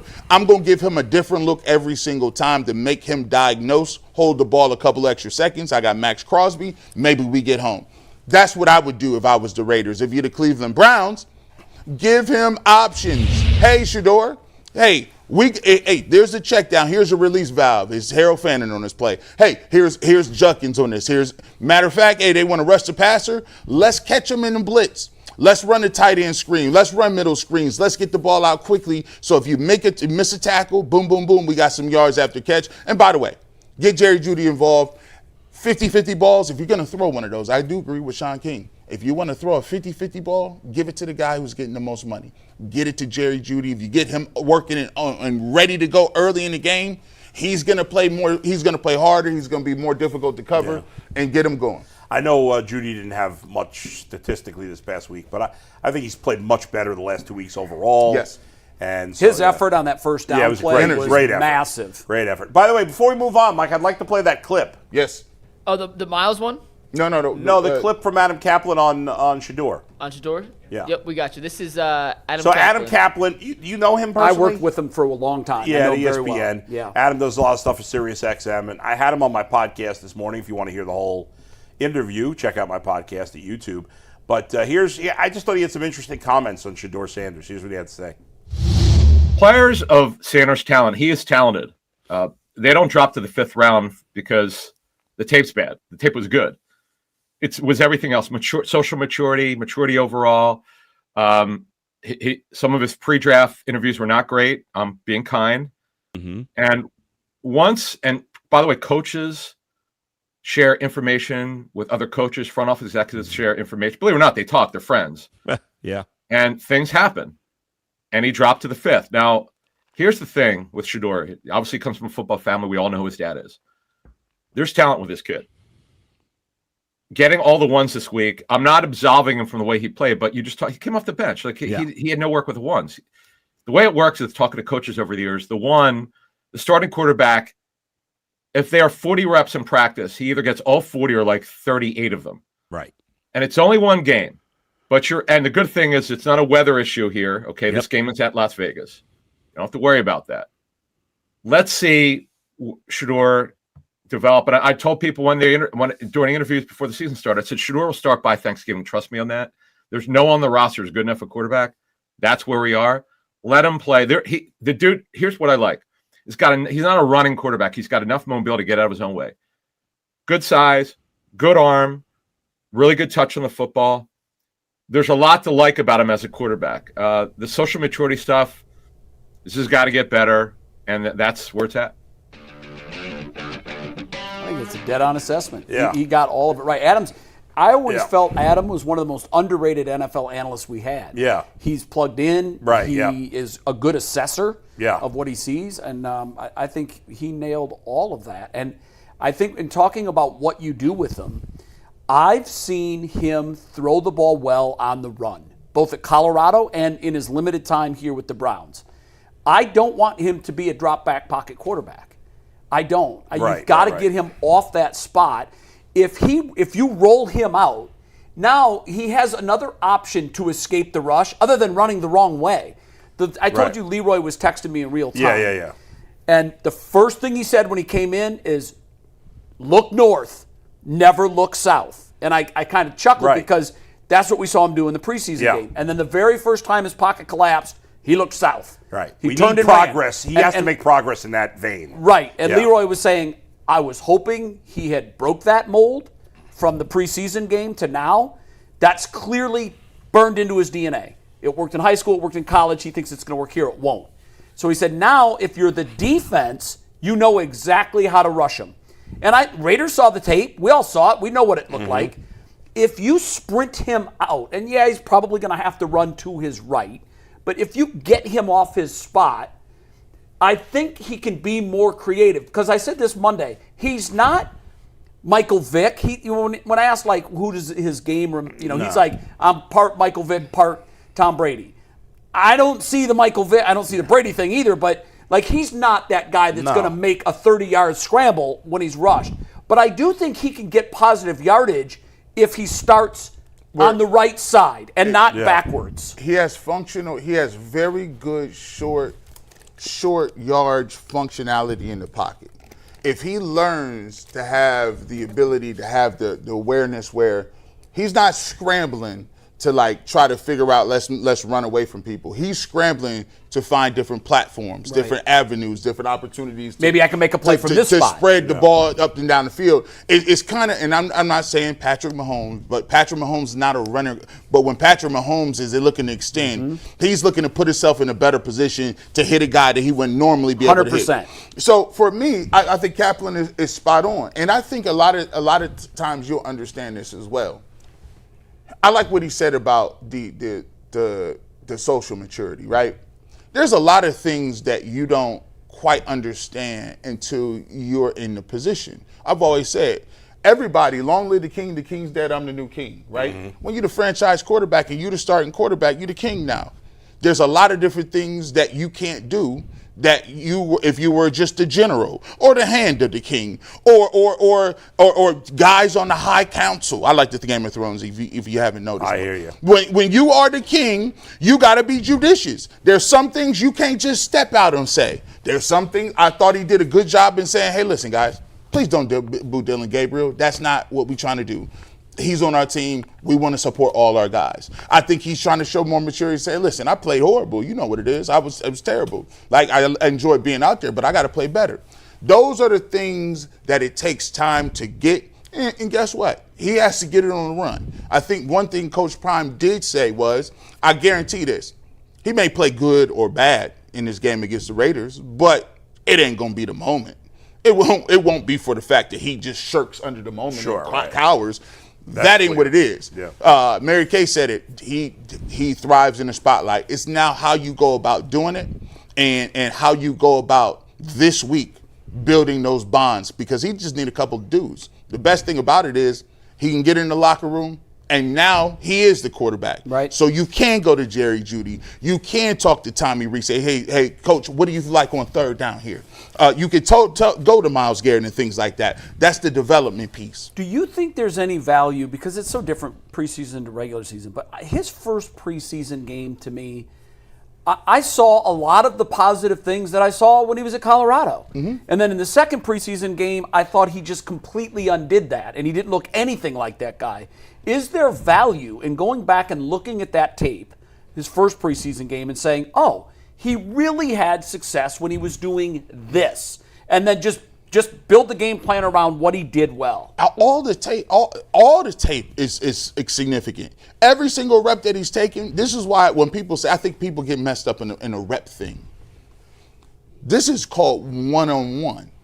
It's a difference between when I used to be in management, we used to have our connections. We one-on-one, we talk about people's performance, and you go with what you're doing well, what you need to do better. And we started to cancel some of the one-on-ones because we got production limits that we had to get. We had to do overtime. And I remember that people came to me and said, you know what, I really miss our one-on-ones because those are our coaching sessions. I can hear that positive reinforcement of what I'm doing good. You can tell me what I need to be working on so I can have that focus. So it ain't about the first team reps, so to speak. It's when he goes in and he sits down with Tommy Reese, everything Tommy Reese is doing that week is about him. Yeah. And about what we do. First time that it's been that way, and too. It's the first time you hearing that, and now you have the direction. Because Tommy Reese going to say, here's what we're looking to do against the Raiders. This is what our game plan is. This is how we need you to affect the game. And it's specifically for your skill set. You and what you do. And that's even a bigger emotionally and psychologically, and understanding what's your game plan. When you come in dry and you come in and you don't know what's going on, that game plan's for Dylan Gabriel. Sure. It's sink or swim. So this week, I think he'll be a little more calm. I think he'll have the repetition. And Leroy did say something that I agree with. Those guys who see you, they'll rally around you because they know you're the guy. Yeah. It ain't just you waiting. They'll know it. Especially if he looks good in practice doing it this week, buy-in. His teammates have buy-in. They have confidence. They come in and they're like, "We can get this done." There it is. Confidence goes a long way, man. Last thing on Shedeur before we move on, Mike. You mentioned his athletic ability before. I think his athletic ability has been underrated because of who his dad is. I think everything. They want to measure him against that kind of speed. Well, he doesn't have that. It's like, well, we expected him to be a better athlete. Yeah, no one has that. And so I think it's gone too far the other way. Like, he's a decent athlete. Yeah, People made it seem like he was kind of I would never categorize him as a bad athlete by any stretch. No, not at all. The problem, you make a great point. He's not Deion, and people, if they turn him on for the very first time and expect to see that electric, high-stepping, that's not who he is. No. And he'll never be that guy. But he's a solid athlete out there. He showed the ability in the preseason game to turn some broken plays and fractured pockets into positive runs. Yeah. He just can't run south. He can't run backwards. That's got to be cleaned up. We got to see less of that each week. Yes, and I hope we do. I hope we. I'm excited. I'm excited to see him play. I'm sure you guys are too. I can't wait either. I was talking to a buddy on how you can, and I don't know if they'll do this or not, but he said one of the things that I've seen done in the past is you have 5 coaches standing 5 yards behind where his drop mark is with blocking dummies. Right. And so now he's feeling pressure, like almost like they said, try to simulate like you're taking a snap from the 2-yard line. You can't run out of the end zone. That's a safety. Yeah. So if they have coaches with blocking dummies there pushing him this way, I like that. It might work. I mean, I don't know if they'll do that or not, but we'll see. We'll see. We'll find out. We're going to talk more Shedeur in about 10 minutes when Aditi comes on. Before we do that, we got to talk about the Cavs matchup with the Rockets tonight. The NBA's back. There's no better place to get it on the action than with FanDuel, the official sports betting partner of the NBA. Even if you missed the start of the game or want to ride the hot hand, FanDuel has live bets on everything from who will score next to fourth quarter comebacks. Plus, you can combine your live bets into a same-game parlay for a shot at a bigger payout. Right now, FanDuel is giving new customers $300 in bonus bets when their first $5 bet wins. So head over to FanDuel.com/UCSS to sign up and play your game with FanDuel, the official sports betting partner of the NBA. Guys, the Cavs are 1.5-point underdogs tonight at home on ESPN against the Houston Rockets. And the Cavs have this soft label, this narrative, this is a soft team, they can't be erased in one game, but there's certainly no better team to try and start to change the narrative against than a team that a lot consider the toughest in basketball. If you look at some of the overall season rankings between the Cavs and the Rockets, and Steve, 388 whenever you get a chance, the Rockets have the #1 offensive rating in all of basketball this year. They're top 10 in defense. They're 6th overall. They tied for the second best net rating. And look at the rebounding percentage. That's huge. In the box score counting stats, in terms of total rebounds, in terms of rebounding percentage, in terms of crashing the glass percentage, and in terms of how many guys they send to the glass, they're #1 and it's not close. The Cavs, 17th in rebounding rate. They're slightly better in the overall total number of rebounds they grab, but they have been horrific. What is rebounding rate, Mike? The amount of shots missed that ends up as a rebound for said team. It's just a better way than counting the total rebounds because some teams play faster and have more rebounding opportunities than teams that play slower. The Rockets, worth mentioning, the 27th slowest pace in basketball. So their total rebounds are still #1 despite the fact they play incredibly slow. Their rebounding rate it's a gigantic gap between them. Look at the assists, though. They're terrible. They don't move Well, the ball. the other thing that we don't show where they're terrible at is, and this is how you can even out number of possessions. They turn it over a lot. They do. And the Cavs force a lot of turnovers. So I think that will be the battle tonight. Can the Cavs force them into as many turnovers as the rebound disparity between the two teams? And Bo, the assist ratio also lower because they get a lot of putbacks. It's not an assist on an offensive rebound. Okay. So that's part. They do play a ton of iso ball. Durant, Amen Thompson, Şengün. By the way, Şengün can have some freaking monster guys. Had a great game. How is Durant fitting in there? Awesome. They've been really good. They've been really, really I think good. he's become more prolific on offense. Am I right? And the other thing, I've only watched them a little bit. I went back and watched the highlights of the Magic game. That was a great game. They remind me of, no one's going to get this analogy because I'm the only one old enough to understand it, and I'm probably the only hockey fan. But they remind me of the Edmonton Oilers with Wayne Gretzky. Durant is Wayne Gretzky, and then they've got a bunch of guys. Mark Messier, though, was a Hall of Famer. Yeah, but he was a enforcer. He was going to take the fight to you.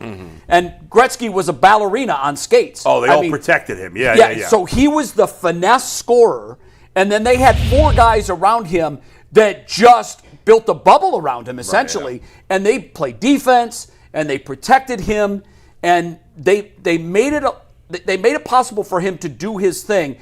They didn't let the defense disrupt him so he could operate. Yeah. And I think that's exactly what this Rockets team looks like to me. They've got Durant and then 4 dudes that are on it. Well, and real quick before you two chime in, we've talked about the leap we wanted Mobley to take this year, and it still may happen. Yeah. The Rockets have Şengün has taken that leap. Steve, you want to post Şengün's incredible. stats? And how many years has he been? He's been in the league less than. He's the exact same draft. Oh. Down to. Yeah, but doesn't Durant help with that? 100%. But he's shooting threes this year. Take the numbers, Steve. Whatever you want here. He's averaging 10 plus rebounds, 7.5 assists. He's shooting 45% from 3. Jeez. Mike, he's better than Mobley, is he not? He's not a defender. So, but they don't shoot many threes, do they? As a team, not a ton. But Şengün this year is actually shooting threes for the first time in his career. He's averaging 3.5 attempts per game and shooting 45%. So that's but I think the Cavs volume. lead the NBA in threes. Oh no, yeah, they're and the way Rockets just aren't that way. They're not Mike, built that way. if the Raptors offered him straight up for Mobley, would you do it? You would. Before the season, I would say not a chance, and right now I'd have to have a long conversation about that. But Mike, the jump that he's made with Durant, what would he look like with Mitchell as the alpha in the offense? Durant's opened the entire floor for them. That's what I think too. It's helped him for sure. Like it's helped really everybody. Pair. Yeah, Amen Thompson has also taken a big jump. What's his mentality in terms of toughness and? Şengün, he's Eastern European, grew up in a war zone. You don't want to mess with that guy. Like this dude, when Şengün, listen. First and foremost, I go to Mobley, and the problem that I have with Mobley is not the offense; it's the rebounding. He's supposed to be 10, 12, easy. That 8.5, no, I can't have that. I need that. And here's the thing with Mobley. That 18 could easily be 23, but it's just the couple possessions where he get the ball and he's too far deep in the in the paint and he's just finishing on people or getting fouled. Right now, you look at Sengun. He'll get the ball on the block and he'll dribble the ball out of the block, back you down and score. And the problem is in this basketball game, you got him and you got Steven Adams. You already know what Steven Adams is. You already understand. Yeah. The Thompson twins. Boy, listen, they gonna hold me now. they gonna play defense. They're gonna be athletic. I like the way the Rockets is built. Durant is just Durant. He gonna get to his spot. It's just all about whether he can miss or not. You think they're the second best team in the NBA? I do. They up there. I do. I think that. Who's most likely to beat Oklahoma City in the playoffs? Them. If there's anybody. Denver. Them. Not Denver? Denver. Man. I think if Oklahoma City gets out of the West, it's a wrap. But listen. Three best teams in the league right now. I'm gonna tell you. I just think that. But I think OKC is still the cream. When you got the Rockets, right? They can rebound the ball. They got length. They got a guy that's rough on the block, and you got Durant. Durant can get you. Listen, he'll mess around and not miss. And if they can play defense and they can find some different pieces to put on SGA, you ain't going to stop SGA. But I like the way they built. I do too. I can't wait till – they haven't played yet, have they? No. I can't wait until they start their series. In your guys' opinion, and Bo, I want to start with you because you've been the harshest on them in this. Yeah. If the Cavs front line comes out and Allen and Mobley and those guys not only hold their own on the glass, but – hold their own on both ends of the court against this kind of front line that is incredibly physical. And we didn't mention Steven Adams, by the way. Right. Yeah. Oh, I did. Or Clint Capella or Jabbar. Like, this is and Ime Udoka might be the toughest guy in basketball. Goons. It's too early to have it be a statement game. But it would make a statement. For me, it would make a statement. It would? Okay. Because I'll tell you, I'm expecting them to get their ass kicked. That's my expectation. Okay. I think the Cavs front, not necessarily like they get blown out in the game, but I'm expecting the Rockets up front to dominate the Cavs, and it be very clear that those guys play better than Mobley and Allen and Nance or whoever else they play up front. And so if they hold their own or even win those matchups, they'll win the game. And I personally, for whatever that's worth, would be very impressed. I'm sure Kenny's preaching what you just said. He said in the postgame, before you go, Jay, he said postgame after Monday, when they beat the Bucks, he was like, we play this against Houston, we're going to get our asses kicked. And he's right. Early in the Milwaukee game, there was a sequence, I think it was maybe the first couple minutes, Antetokounmpo was still in there. He moved Mobley like he was a rag doll. It was on the dunk that I think made it 8-2. Yeah, then they hit a three right after that to make it 11-2. Yeah. And I just on that play alone, and I know it's not fair to like make this wide sweeping. Giannis is an alien, so it's tough and he's the only guy that could do that. But like you really get a sense he's Myles Garrett playing basketball, and it's like a thin running back is trying to pick up Myles on a chip.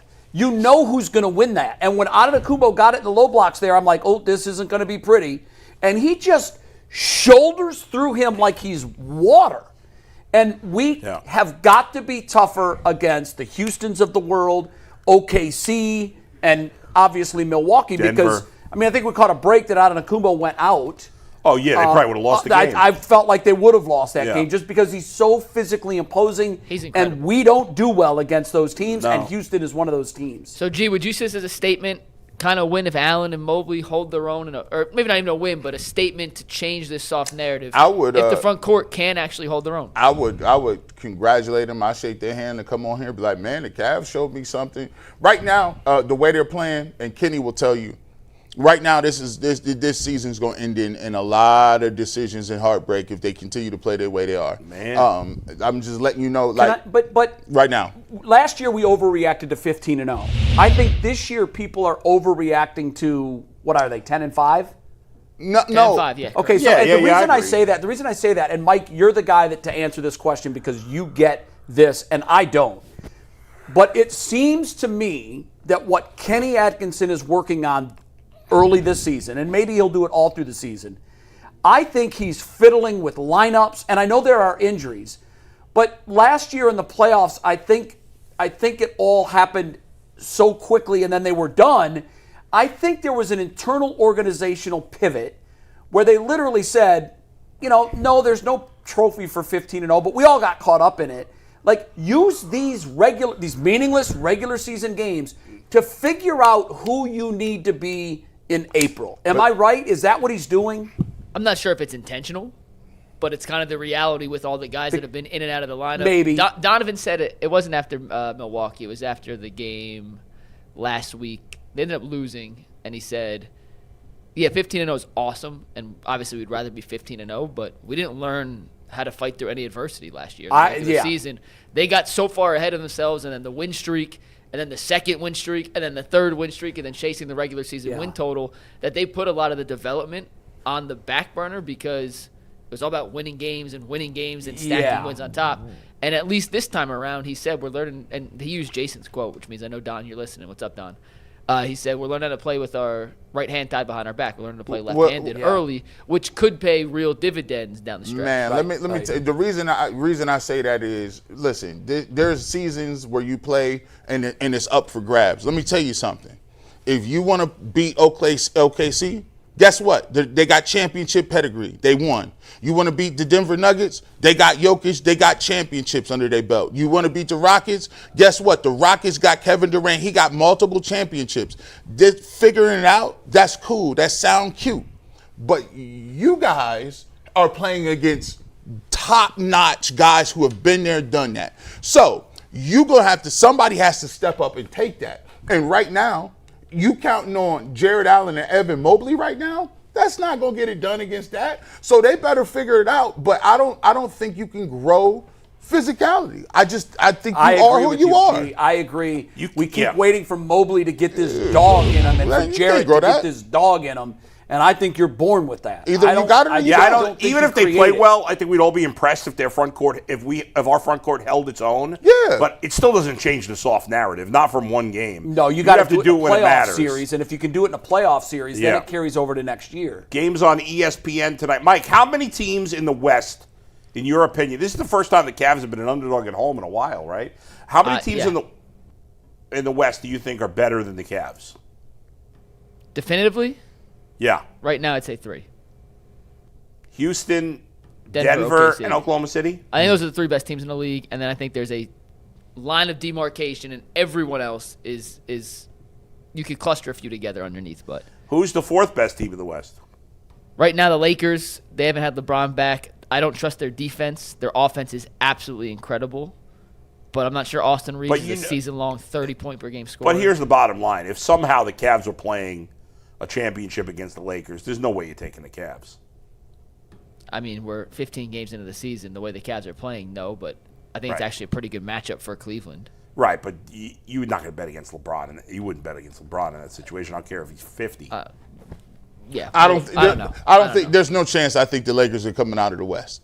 Listen, I don't either. If one of those 3 teams, OKC, Denver, and Houston, don't reach the finals, I would be shocked. And OKC, by the way, might break the all-time wins record. It's incredible how good they are. What about Detroit, Mike? You were pissing on them before the season. I didn't think they would be that good. I've been surprised. Best team in the East right now. You're not 13 buying and it. 2. No, they're second best record in basketball. But if you want JB more Coach basketball of the talk, Year? JB Coach of the Year? Right now, yeah, he is. He would be. We got more basketball talk on the Ultimate Cavs Show. We did it yesterday. You can go find it on our YouTube page. Me and Jason did about 35 minutes previewing tonight's game. We talked about the relationship between Sam Merrill and Donovan Mitchell. Cool backstory on how those two became such good companions on and off the court. So check that out. It's on our YouTube page. And with that, we're going to talk some Browns again with our dear friend Aditi Kinkabala. How you doing today, Aditi?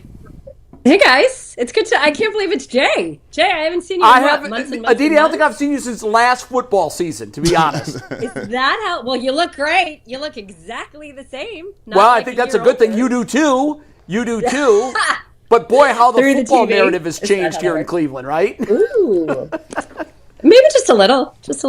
You have to have some good nuggets on Shedeur Sanders, both what happened last week and what's going on this week in terms of preparation. Just empty your notebook on your thoughts and what you're hearing and where we are on this project. Oh my goodness. So where do I start? Okay, number one, I think it is absolutely absurd to think that Kevin Stefanski would be doing anything to prevent the growth and development of any player much less Shedeur Sanders. Kevin Stefanski's job is to win games. He wants to win games. If Shedeur Sanders gave him the best opportunity to win in any given week, then he would have played him. So this is not some closet pettiness. This is not Kevin Stefanski having some bias. So can we dispense of that, please? This is not coaching malpractice. This is not coaching negligence, okay? Number one.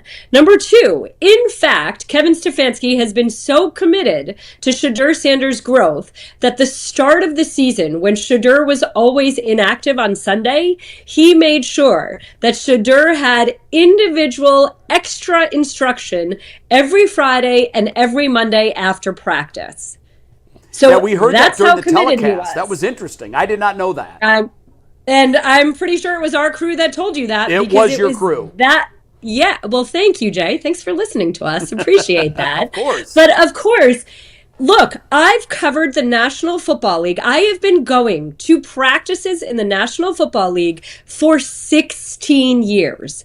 Outside a situation where you had a veteran quarterback who got a weekly day off. For instance, Ben Roethlisberger at the end of his career took one day off a week. Then the backup would get a huge chunk of reps. But outside a situation like that, I have never seen a backup quarterback get a huge chunk of first team reps. Maybe at best you're getting 1 or 2 reps a period, and often those are run plays. Those aren't the significant new plays that are being added. Your first team quarterback needs the reps. I just talked to Kurt Warner this week, and he said even towards the end of his career, he didn't want to give up any first team reps. Wow. Because quarterbacks who are preparing for the weekend want as many practice reps as they can get. However, a backup, a starter, anybody can take any extra reps after practice that they want to. I used to watch Antonio Brown work for an hour after practice by himself when he was at the peak of his game. Maybe not the best example right now, but he was the hardest worker in the National Football League. And look where that got him. I've ever covered. Is it possible Antonio Brown thought he had 2 other players on the field that were working with him and didn't realize they weren't there? Can I stick with one? You open that box. Go ahead. Okay, here's another one. Baker Mayfield. I remember when Baker Mayfield was a rookie and Tyrod Taylor was the starting quarterback in Cleveland. Tyrod was the guy that was the first one in, the last one out. Baker made sure to be in the film room with him that early in the morning and that late in the day. So you have free will as a player at any point to ask a coach to stay after with you, to ask your receivers to take extra reps with you, to watch film. So let's please not sit here and say that it's Kevin Stefanski that is preventing any player from putting in any work that that player wants to put in. Now, it's ridiculous. It's absurd to think that Shedeur Sanders could have stepped in that minute on Sunday and lit the world on fire. We saw in the preseason that there was a reason why he was a 5th-round pick, and let's not forget he is a rookie. So most every rookie has to grow and develop. Most every NFL player at any point in their career needs to grow and develop. That's why I've watched Tom Brady spend 15 minutes taking a 5-step drop after practice, even when you knew he could do it in his sleep. Players need experience. They need practice. When you see a quarterback, like, for example, Shedeur Sanders bleeding out of the back of the pocket constantly, that most often means that he is reading the rush and not reading coverages. How do you get better at reading coverages? By doing more film study, by getting more experience, by watching for it. That has nothing to do with whether you have reps throwing to a first-team wide receiver or not. That's about reading coverages. That's not about practicing throwing to a certain guy. So let's accept and acknowledge that this young man is a rookie. He is working. He is growing. He is developing. Let's not rip the coaching staff for where he is. Please, please, please, please. Didi, I understand, and I agree with everything you're saying, but you know the world we live in now. The majority of the people that we live in a land of conspiracy theories now. It didn't start with Shedeur Sanders. it's gotten really since COVID, things have gotten really bad in terms of conspiracy theories in this country in general. And once people have decided what camp they're in, and we see this in politics, we see it in sports, we see it in everything. But can we apply logic here? It's hard to change people's minds, even if it doesn't matter how rational you're being. Okay. How about this? Yeah. Shedeur Sanders is a really fun and nice young man to be around. Why would Kevin Stefanski put his livelihood at risk for a young man that's a nice young man? Like, it doesn't make any sense. I don't know, G, do you want to go? What do you want me to talk about? You want to respond to this? I think there's a thing when Shedeur Sanders got here. I think it's a situation where you got a lot of people who talk about what it is on the football field. Then there's a lot of people who don't like the supporters. Sometimes when somebody is saying things against Shedeur, they push more back against the supporters than the actual what it is about him as a football player. He's a rookie. He's going to make some mistakes. But at the end of the day, he's still like you said, he's a good kid. I go back to what he said at the game. I thought it was really mature of him to say, listen, guys, I know you guys support me, but I want you to support Dillon Gabriel. Don't boo Dillon Gabriel just because you may think that that's going to help me out. At the end of the day, that can be perceived as divisiveness. I think sometimes we get caught up in who the person is rather than what his skill set is. So for me, I think there's a lot of polarization that goes around. But at the end of the day, Didi, I've said this: what's going to keep him on the field is his play. It's not what the narrative is. It's your play on the field. How do you acclimate, and how do you go about making people, improving yourself to the people, your locker room, and playing well against the Raiders? Because that is what's going to, move more than the whole narrative stuff. Well, and that's exactly the point, right? If he is indeed the better option, then of course the Browns are going to play him. They are trying to win games. They want to win. They want to see what they have in their players. So what we saw Sunday was not markedly different than what we saw in that third preseason game. Now, let's see, knowing for the full week that this is his game, that it's all on him, let's see. Let's see what he can do. And of course, it also helps that the Browns coaching staff can winnow the script, the playlist, to things that he feels most confident in. Mm-hmm. Yeah. And the cans that he can and wants to make, which is not necessarily the same list as a Bailey Zappi could make, or even a Dillon Gabriel can make. And Dillon Gabriel's favorite plays are not necessarily Shedeur Sanders' favorite plays. You know that Tommy Rees and Kevin Stefanski will build a game plan that Shedeur feels most confidence in. So let's see what happens then. Yeah. Play to his strengths. Speaking to that, Aditi, I think we saw it in his preseason game. You mentioned it, and we saw it during his time in the game on Sunday. The bleeding, retreating, running south. The drifting, yep. That turns 6 and 7 yard sacks, which you can overcome, into 13 or 15 yard sacks, which now, get the punt team ready. I felt like at Colorado and during his preseason game when he looked good, I thought they were moving him, getting him out of the pocket, not making him a drop back passer, because that's, I feel, where things break down. Do you feel like that's his strength, and that's one of the things they'll play to, instead of a straight drop back, maybe moving him and rolling him out to the right?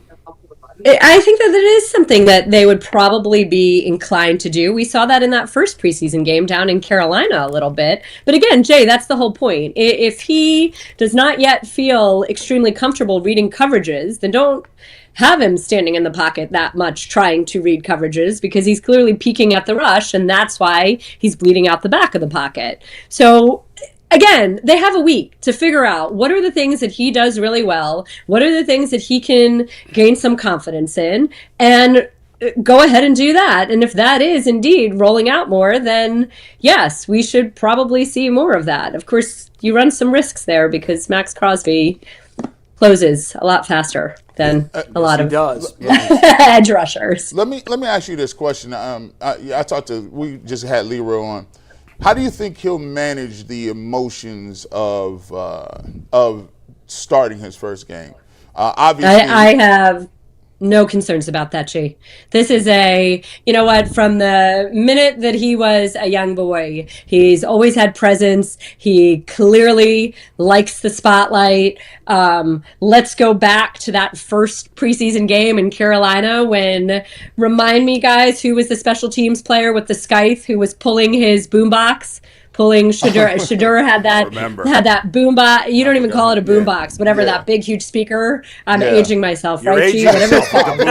Yes. Sorry. Cassette tapes. I'm a mom. Sorry, I'm not that hip. I don't travel with my own music. But that huge speaker, Shedeur had it shipped to the hotel, and then his buddy, the special teams player with the scythe, whose name is we can't think of it. None of us changed his name. Yeah. He changed his name too. Anyway, whatever.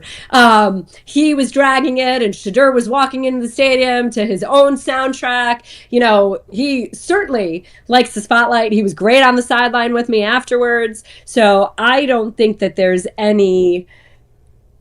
I'm not worried about nerves or jitters or anxiety in any way. I think that this is a young man who likes when the lights are on.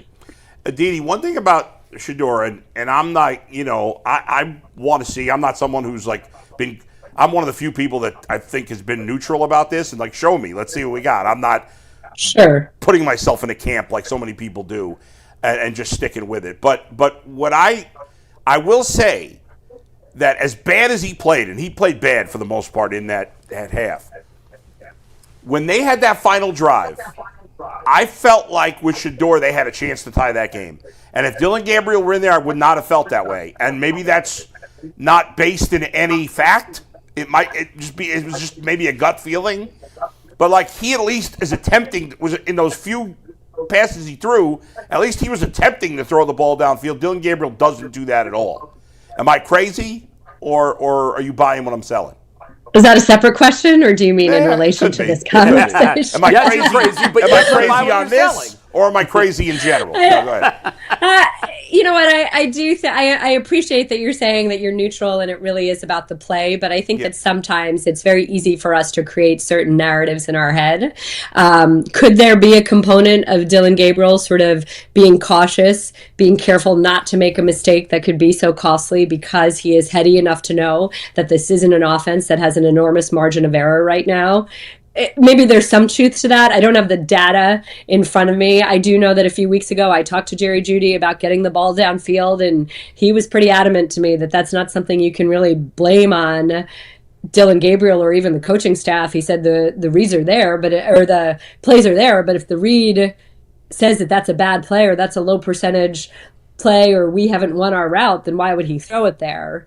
And so I think there's a little bit of no risk it, no biscuit, sure, but I think that there's also a lot of times you've got rookies who have enormous responsibility on their shoulders wanting to do things right.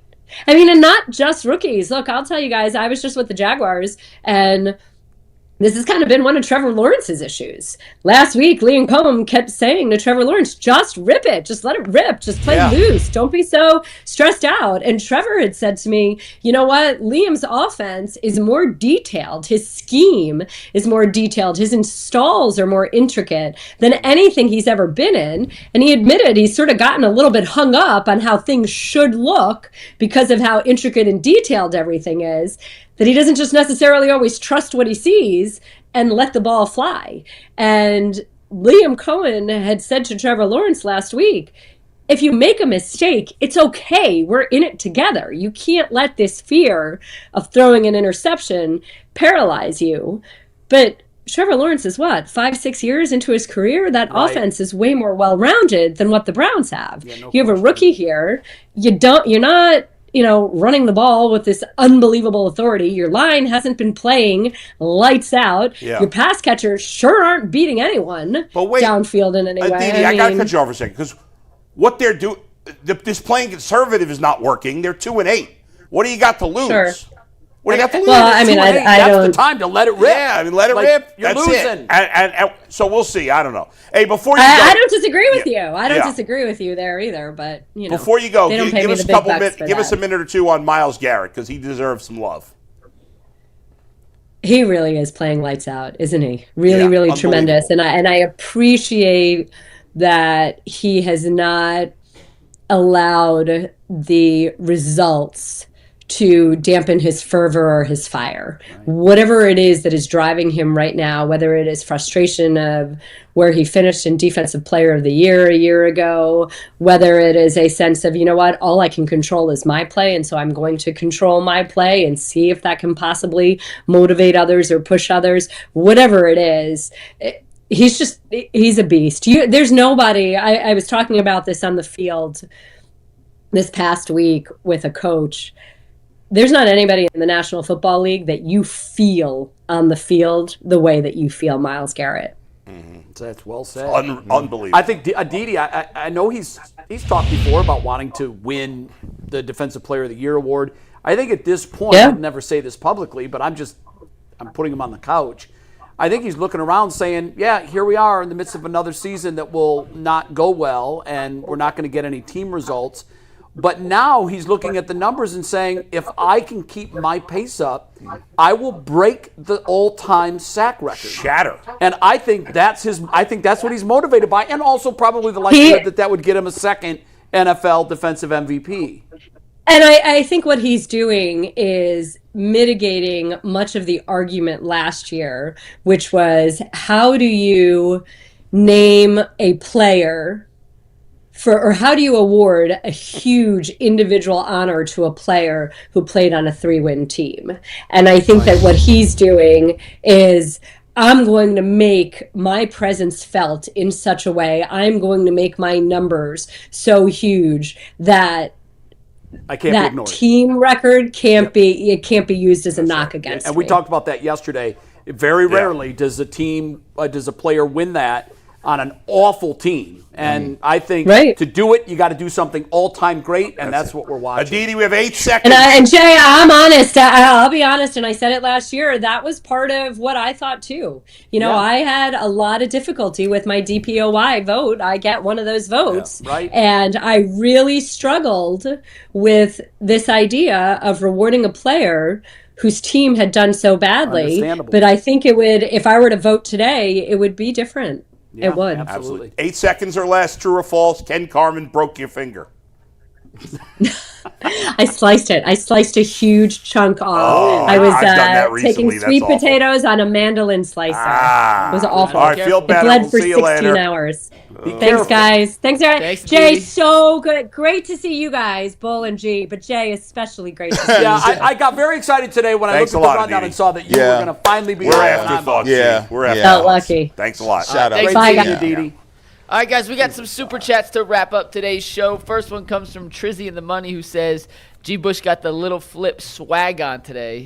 Game over. What is little flip? Flip, game over. Sunshine is an underrated little flip song. Shout out to Little Flip. Oh, he's a rapper? Yeah. Bill Rodewalt says Shedeur needs to remember that to be legendary, he first needs to take care of being ordinary. Well, there are levels to it. Before you can run, you got to walk. That's right. Yeah. Akron Hot Saucer says, Bull, you have to check out Halt and Catch Fire about the revolution of the internet and personal computers. I watched the first episode of that. It didn't grab me. Maybe if enough people tell me to watch something, What's it go called? back in. Halt and Catch Fire. I believe it was on AMC originally. It was 2014 to 2017. Yeah. Okay. How you guys keep up with all that? I only know because the super chat said it. Yeah. So Okay. Bill Rodewalt says, I need a photo of G. Bush's closet with all the fits. He's got 2 closets, is my guess. Yeah, you gotta rotate that. You know what I'm saying? I don't got the button that move like this. Matt Colleague has that. It's incredible. That's crazy. And so all of his suit coats are on a rotation. You can't compare any of us to Matt And he Collins. just That's wild work. That's next We level. love That's Matt. the Matt's wildest And they work. all look brand new, like I've never worn that. Never worn that. Never. Matt has I wear it once and throw it away money. And he does. If He really I'm does. if I'm even in the sentences Matt colleague, then I'm goated. Yeah, that's I'm true. on welfare. Yeah, compared to Matt that. is the dude. Alfonso XYZ said, I said it on the barbershop. Shadeur's first start would be in Vegas. Got tickets for my bros. He did say Taking that. a little road trip. It's showtime. He did say that. Yeah. He told me that weeks ago. I'm like, How how you know Riviera, that? baby. Doggy Bone says the fact that every organization Dylan has went to, his coach was under the CAA agency. You have Dan Orlovsky, same agency, advocating for Kevin in New York. Can we please put that So to bed? stupid. That is from the people that say that watch as much football as all of us, but try to connect dots that are not connectable. I think every time it matters not at all. Every time I hear people with their conspiracy theories, I'm like, especially the agency. Use your brain. Like, I don't understand. They clearly don't understand how agent-client relationships work. Did we go to the moon? Of course we went to the moon. Is the Earth round? Of course the Earth is round. And I can say I think technically that it's more oval the than round. same goes for this nonsense of agents and players having the same coaches, and they get that. I think Jason was saying that not at all. there's like 4 agents that have all the coaches. Yeah, it's pretty much so. It's incestuous these days. Yeah, I mean, it really is. So but it always has been. I mean, look back in the quarterback guru was the guy who they made the movie with Tom Cruise as the agent. Oh, yeah, right. It was all patterned after that guy. I can't think of his name now either. I same? can't believe I can't think of it. Drew Rosenhaus agents, they act a little different, though. He was number 2. Before Drew Rosenhaus was the guy that Tom back Cruise's in the character. mix now a little he bit. is. He still does contracts. I forgot Once upon a time, he had like 18 of the NFL I can picture his quarterbacks. face, but I And can't. who's the guy in baseball? And they ain't Rojas. Scott Boras. Scott Boras Boras. Now, is that Scott guy. Boras literally be running stuff, though. He used to. He used to run. Not anymore. I mean, gee, Rich Paul runs stuff in the NBA. And Rich Paul's that guy now. And he runs that. Every NBA head A coach. player like Dylan Gabriel doesn't get a job because of who his agent is. Give me a break. Or drafted in a certain come on, position. that's No. silly. Yeah. All right, Salvatore the 216 says, I'm a black and white guy. You guys all deserve a $1 billion super chat. G, you are off the chain. Caps without facts. $1 billion. How much was it super chat for? Not $1 billion. Yeah. But we appreciate it, Salvatore. It's $10. Somewhere. Yeah, that's it. Thank you. Hey, listen, so we get about, we don't get none of it. No, I'm playing. No. We ain't going to cut that in half, but no, go ahead. That goes directly to the pool. Yeah, James Woodard says, you don't know nothing if you're talking about Colorado media loves Shedeur and talking about they're more mad at the Browns than Prime. Okay, next. Yeah. Nate Godwin says, who cares about Dion? This is the NFL. This is not Little League. He can't play for his son. Shedeur will end up in Arena League football if he doesn't ball out. I don't know what that has to do with Pops, but I don't think the Arena League exists anymore. I think it folded finally. If he doesn't ball out, he won't be in the NFL. Yeah. That's simple. Brody's bottom line says, and I believe this was during the Leroy segment, explain to me how Gabriel got first-team reps when he was quarterback 3. It's been explained a million times. Yeah, you obviously are smarter than Leroy, so there we go. Yeah, I think, look. How many times does it have to be explained? Here's the thing. Well, it's different, too, when it's in training camp and there is a competition. Yeah. Then you're giving the guys reps because you've got to look at You know what I'm most excited about? I'm most excited about that we actually can talk about the play. Yes. We actually can talk We've been about how the long have play we been saying on the field? We're going to find out. Less of this craziness. We're going to find out. Because there is no way, if you support Shedeur Sanders, there's no way Shedeur Sanders is talking about what reps he didn't get. Today, he's worried about I'm the starting quarterback. That's a loser mentality. He's not even thinking about that, right? No. So Baker Mayfield wasn't getting. He was the number 1 overall draft pick. He didn't get number 1 reps. At some point, the conversation has to move forward. And I said this yesterday in the barbershop. It's here time. Yeah, let's go. That's players play. Let's go. Let's get. You got the shot. Let's get it. It's go time. Let's go. We here. That's all he could have wanted. Says, we're doing all this chatting. The coaches will be fired end of season and 12 will be cut. No other team will want him as a backup because of the circus. We're going to find out. There is a world where everybody's gone. I think that's very, very possible. Riri says, look at Toby.